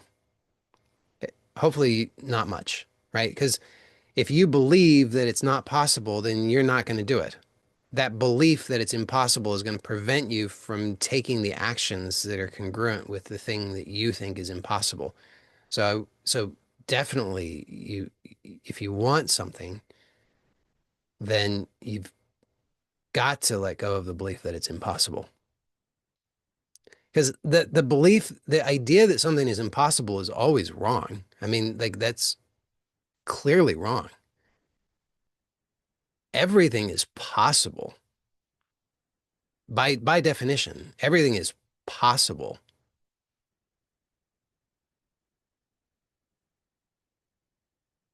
So if you believe something's impossible, definitely let go of that belief. Uh, and then I would say, so you say, is it productive to try and manifest something? If it's an authentic desire, then yes. Uh, I mean, from my perspective, you have two options with a desire. which ultimately lead to the same thing, which is to let go of the desire. Because if you think about it, whether you if you think you want something, I mean, probably everybody's had this experience in life where you think you want something, and then you realize you don't. And when you think you want it, it's painful to you that you don't have it. Your mind is going, how am I going to get it? What do I need to do to get it? How do I get this thing? And the moment that you realize you don't want it, what a relief. It's quite nice. Now you think about when you want something and then you get it. Also a relief, right? When you get the thing that you've been trying to get, in that moment when you get it, it's a relief because now you don't have to try to get it anymore. You've got it. So either way, whether you let it go or you manifest it, it gives you the relief from having the desire. It resolves the desire. So the aim really is to resolve the desire because the desire is like it's like the itch. And so to be free of that is quite nice. Um,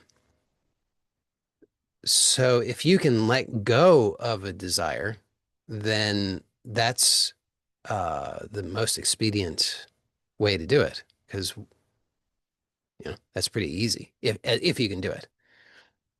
But if you're not able to easily let go of the desire, then you it would make sense from my perspective to manifest it. Probably because there are lessons in that process that are useful for you to learn. So uh, I would say it's useful in the process. The process itself is useful. That's my best suggestion in regard to that.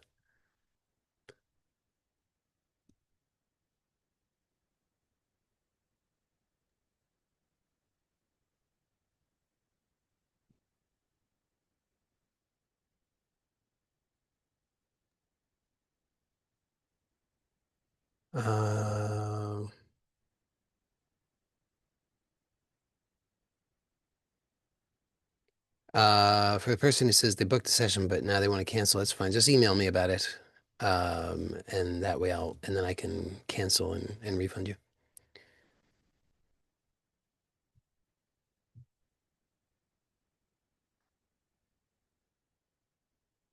Somebody says, I have a goal I want to achieve by next year, but the progression towards it seems slow, although I am meditating on it daily and letting go of limiting beliefs. Is progression to goal always linear or can come in peaks and troughs? Can there be a breakthrough period? Oh, yeah. I mean, it's not the so you are if you're measuring by what you think about this, if you plant a seed, then you cover the seed, tend to the seed, make sure that it has water and so forth. You don't you don't see what's going on, right? The seed's under the ground. You don't see what's going on. So you're doing your work tending to the seed, but you don't see anything for it.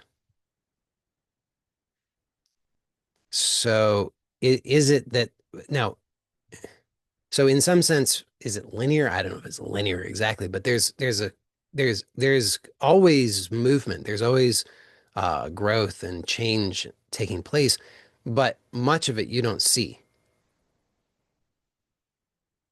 We tend to judge by what we see. So you don't see it, you say nothing's happening. And then you see it, and then you say, oh, all of a sudden something's happening. Uh, but I would say just one foot in front of the other. I mean, if you just do if you're consistent, consistency is extremely powerful. I mean, you want to be consistent in the right things, obviously, but uh, in your case, you say you're meditating on it daily and letting go of limiting beliefs. I'm not sure exactly what you mean when you say meditating on it, so I can't comment on that. Letting go of the limiting beliefs seems great. I would say in that regard, don't do too much. If you do too much, then it's like overwatering. So just a little is all that's necessary. All you need to do is just write out what it is that you want. Read that, imagine it. Only takes a very short amount of time. Notice any limiting beliefs that are there, let go of them. That's it. Do that once, twice a day. That's sufficient. Uh, the Also then notice what comes to you. Do you receive inspiration? Do you receive intuitive guidance on other things that would be useful to you in regard to this? So, uh, you know, if you are given the if you're given that intuitive guidance on steps to take, actions to take, then and you refuse to do that, then that's foolish. So don't think that I mean, I don't know what the goal is, but oftentimes goals that we have are going to involve us taking some action apparently in this dream world. So if you have inspiration for that, then don't deny those things, take those actions.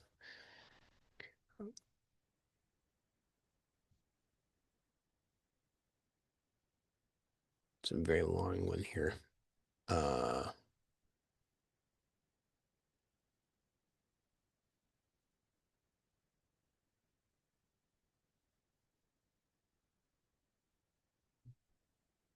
okay, you say, I feel like I lost most of my opportunities in creating a life situation I desire, especially that I come from a challenging place. I started focusing on what I want consistently and questioning, but still see no path to that from where I'm in a reasonable time. Okay, so, um, I mean, you got a lot of limiting beliefs here. So I would start with, you lost most of your opportunities in creating a life situation I desire. It's just a belief. It's not true.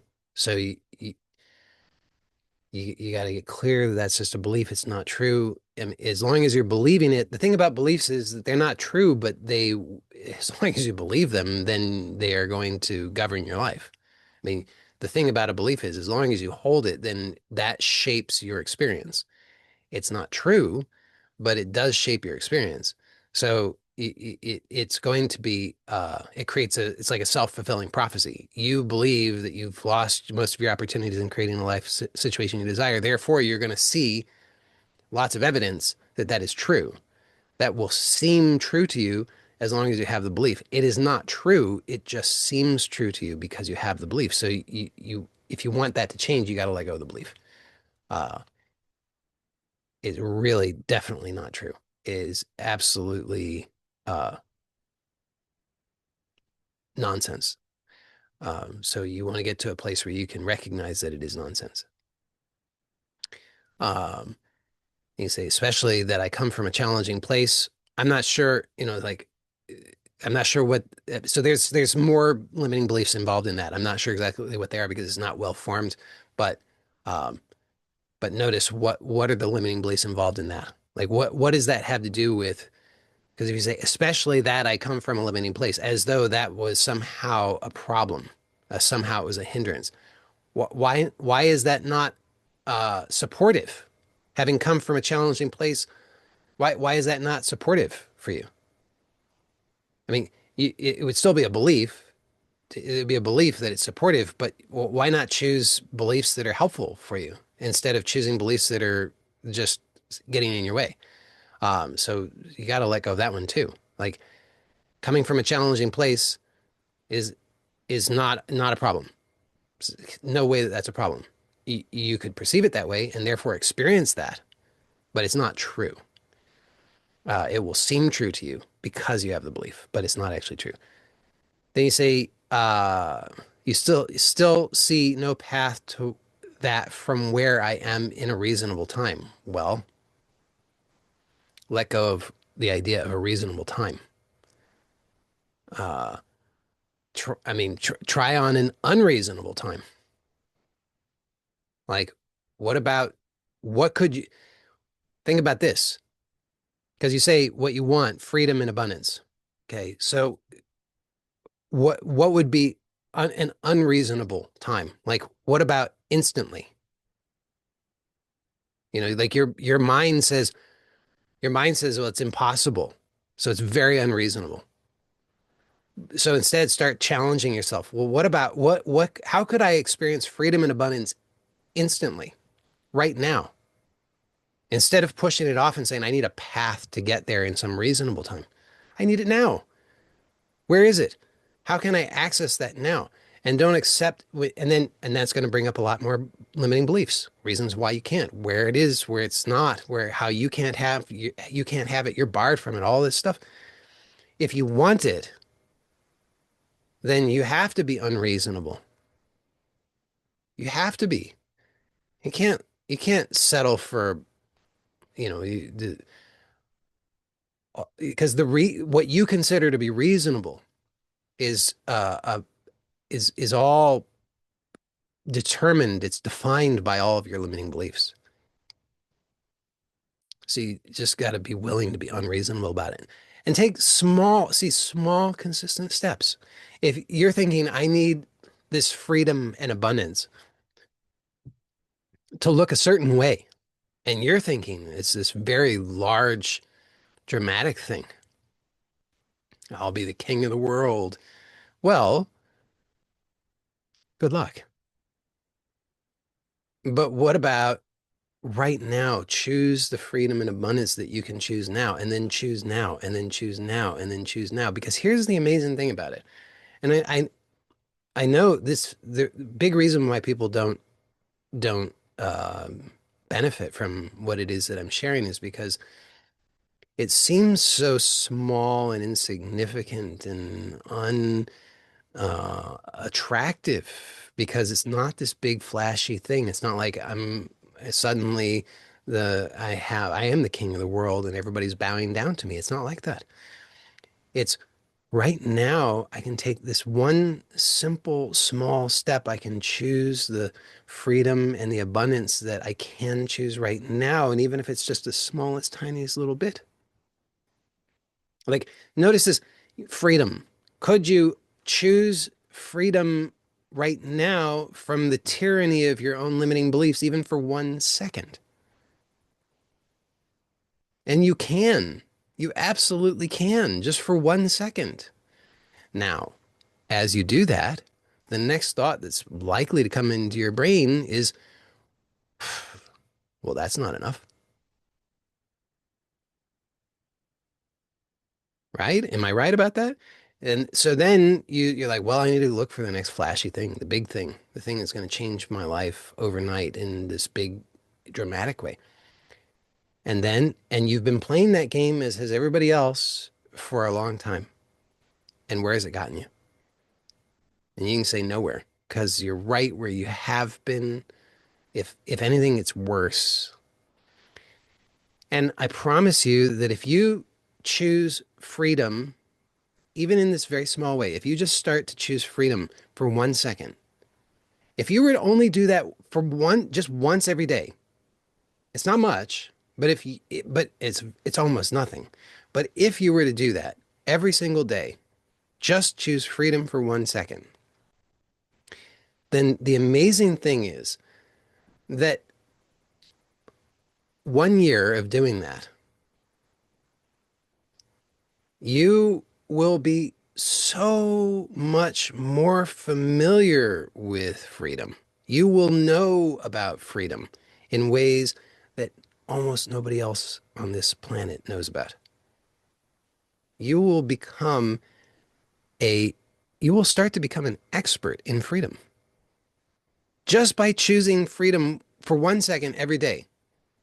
And I know most people are like, that's bullshit. That is bullshit. Test it out. Test it out. Prove me wrong. Most, almost nobody will bother to actually try to prove me wrong because they will believe their mind. Isn't that true? Most people will believe their mind. They'll say, Joey's full of shit. He doesn't 1 second. That couldn't possibly do anything. And then they will therefore do nothing. They will make no change at all. And then a year will go by and their life will be either the same or worse. And then they'll come back and they'll say, what can I do to fix my problem? How can I have more freedom? I know what I want. I've been thinking about it for a long time. Yes, but you didn't do the one thing that would help you to actually have it. 1 second. Now, if you say, well, that's not enough, okay, fine. Do it twice a day, three times, four times, five times, however many times, but at least once a day. If you do it once a day, I promise you, I promise, I really honestly do. Nobody will take me up on the offer. But if by some miracle somebody here will take me up on the offer, then it won't even take a year. That's the amazing thing. It won't even take a year before you'll come back to me and you'll say, "Holy cow, Joey, you were right. I couldn't believe it. I thought you were full of shit, but I did it. I chose freedom just for 1 second every day, and lo and behold, now I like automatically am choosing freedom. Pretty much like, for minutes, even hours throughout the day. That's the power of it. So if you want it, uh, that's what I recommend.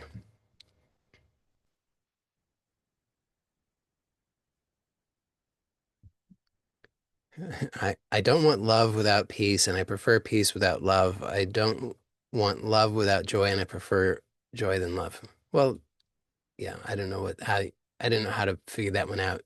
There's some it's like a logic puzzle, but the secret is they're all the same. They're all the same. It's you. It's all you. Just choose that. All right. Did I get through all of them? I think I got through most of them.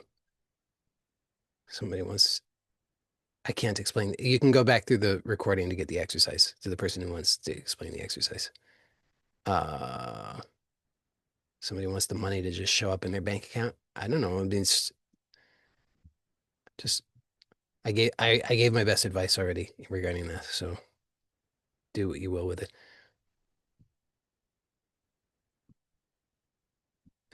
Somebody says you can't integrate without insight. Insight is needed first. You have enough insight, and in any. I mean, honestly, it's insight. Yes, great, important, useful, but you don't need so much of it. You've already got enough. And more will come to you when the better of a steward you are with the insight, the more will come to you.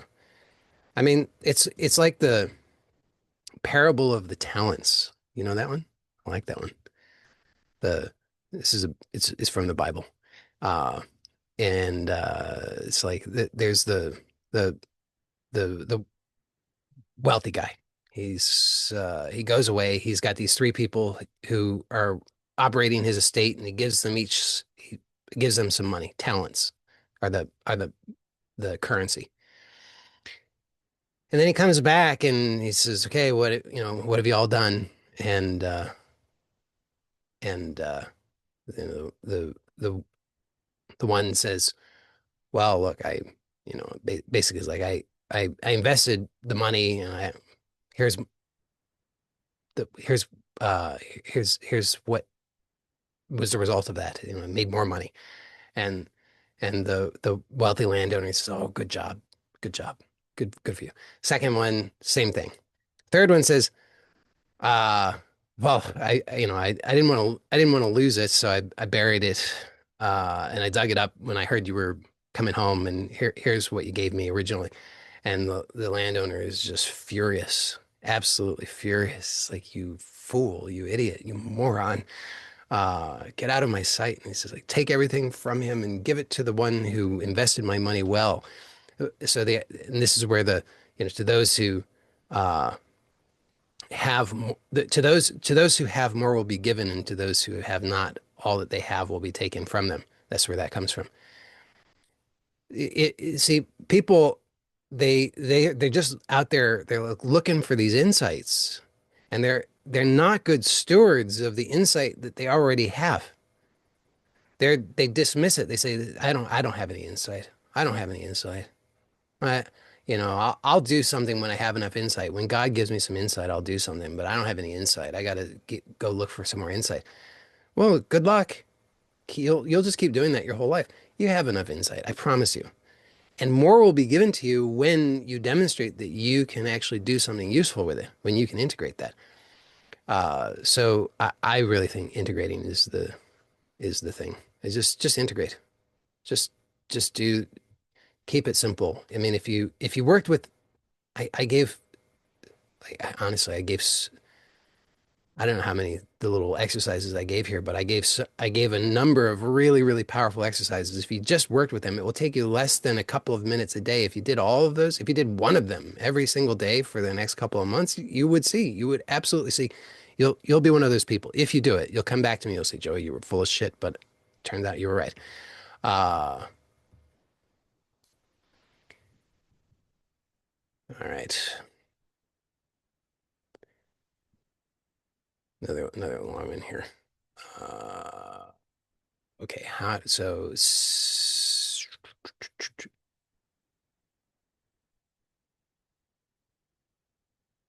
So long. I can't, my eyes won't even focus on it.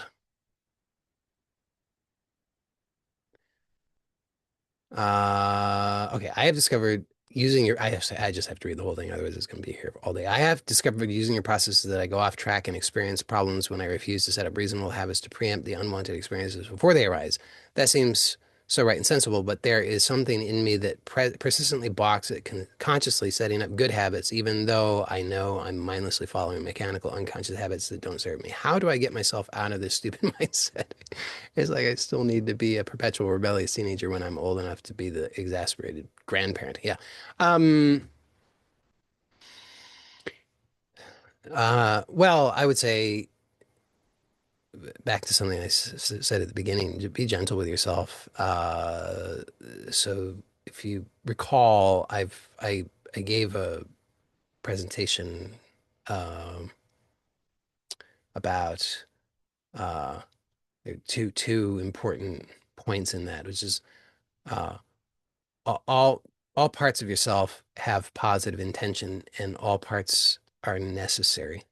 So we have we create a lot of unnecessary problems to ourselves because we have these internal conflicts that we maintain by continuing uh, to use violence within ourselves. You know, we say this part of me is stupid, this part of me is wrong, this part is causing the problems, this part is you know, you say, how did you put it? You said persistently blocks it, consciously setting up good habits, right? So it's like you're like, look, there's a sensible part of me, and then there's this rebellious teenager part that's just ruining my life. You know, the sensible part just says, look, just I know how I could get it right. I just need to do these simple things. Everything's going to be better. But then this bad, stupid, rebellious teenager is ruining my life. So there's this conflict between these two parts. And the sensible part is thinking this rebellious teenager part is the problem, is need to get rid of it.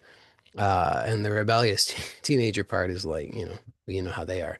And so uh, that's not going well. So I would recommend be gentle and explore, talk to the parts, talk to especially the well, both parts. I would say is talk to the sensible part, find out what it wants, use that question, what will that give you in order to arrive at the core value or values that it's wanting to satisfy through its sensible approach, and then talk to the rebellious teenager and do the same thing. Just ask it, what do you want?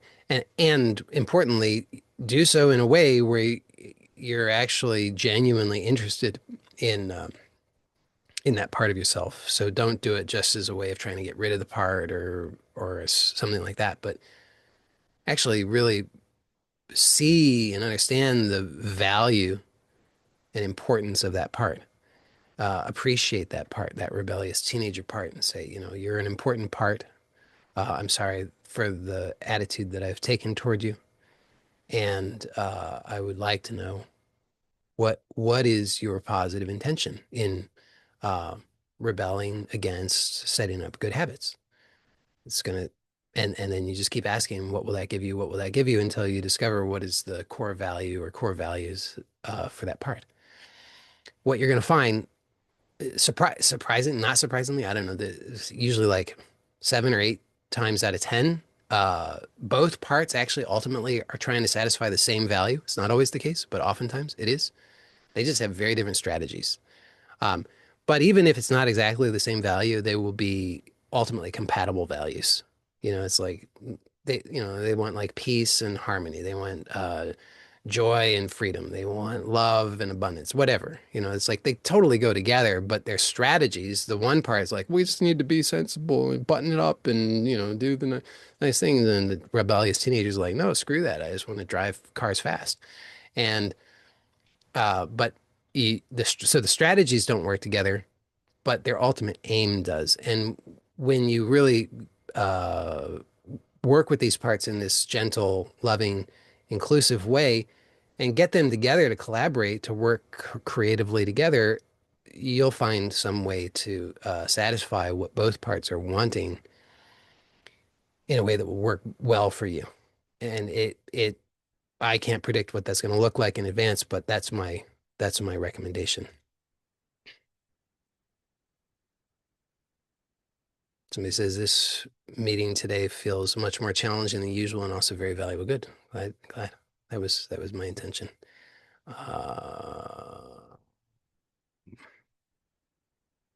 Okay, three more after no more questions.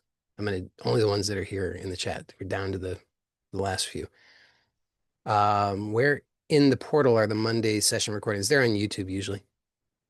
I'm assuming this one's gonna go up on YouTube as well. And then you should be on my email list. And that so I do send links in the emails in my daily emails. I mean, you should be reading my daily emails anyway because they're brilliant and useful. If you're not getting them, you should let me know immediately so we can remedy that. But then I do send links throughout the week to the videos, so you should be able to find them. But if you're not getting the emails, by the way, just a plug for anybody who's going to watch this on YouTube and you've gotten to this far, you definitely should be on my email list. And you can get on my email list by going to joeylott.com and then just signing up there. And then you'll, for whatever shows up there whenever you get there, just sign up for whatever's there. It will be good for you. And if you don't like it, then you can always unsubscribe. But I send daily emails, which, as I've said, are brilliant, mostly, sometimes not. But if nothing else, they're entertaining. Uh, Joey, you said it's all the same. Do you mean when we have peace, we have everything? When we have joy, we have everything? Yeah, I mean, joy and peace are different words um, to describe, let's say, different facets of yourself. So they can't be, they can't be separated. They can't really be, uh, you can't have one without the other because they're just facets of yourself. Like facets of a single jewel. You can't remove a facet from the jewel. It's one jewel and just happens to have multiple facets.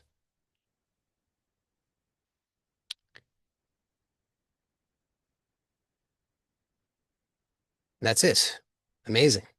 So thank you to all of you. I appreciate all of you. Blessings to you. Take care. Bye for now. I will see you next time.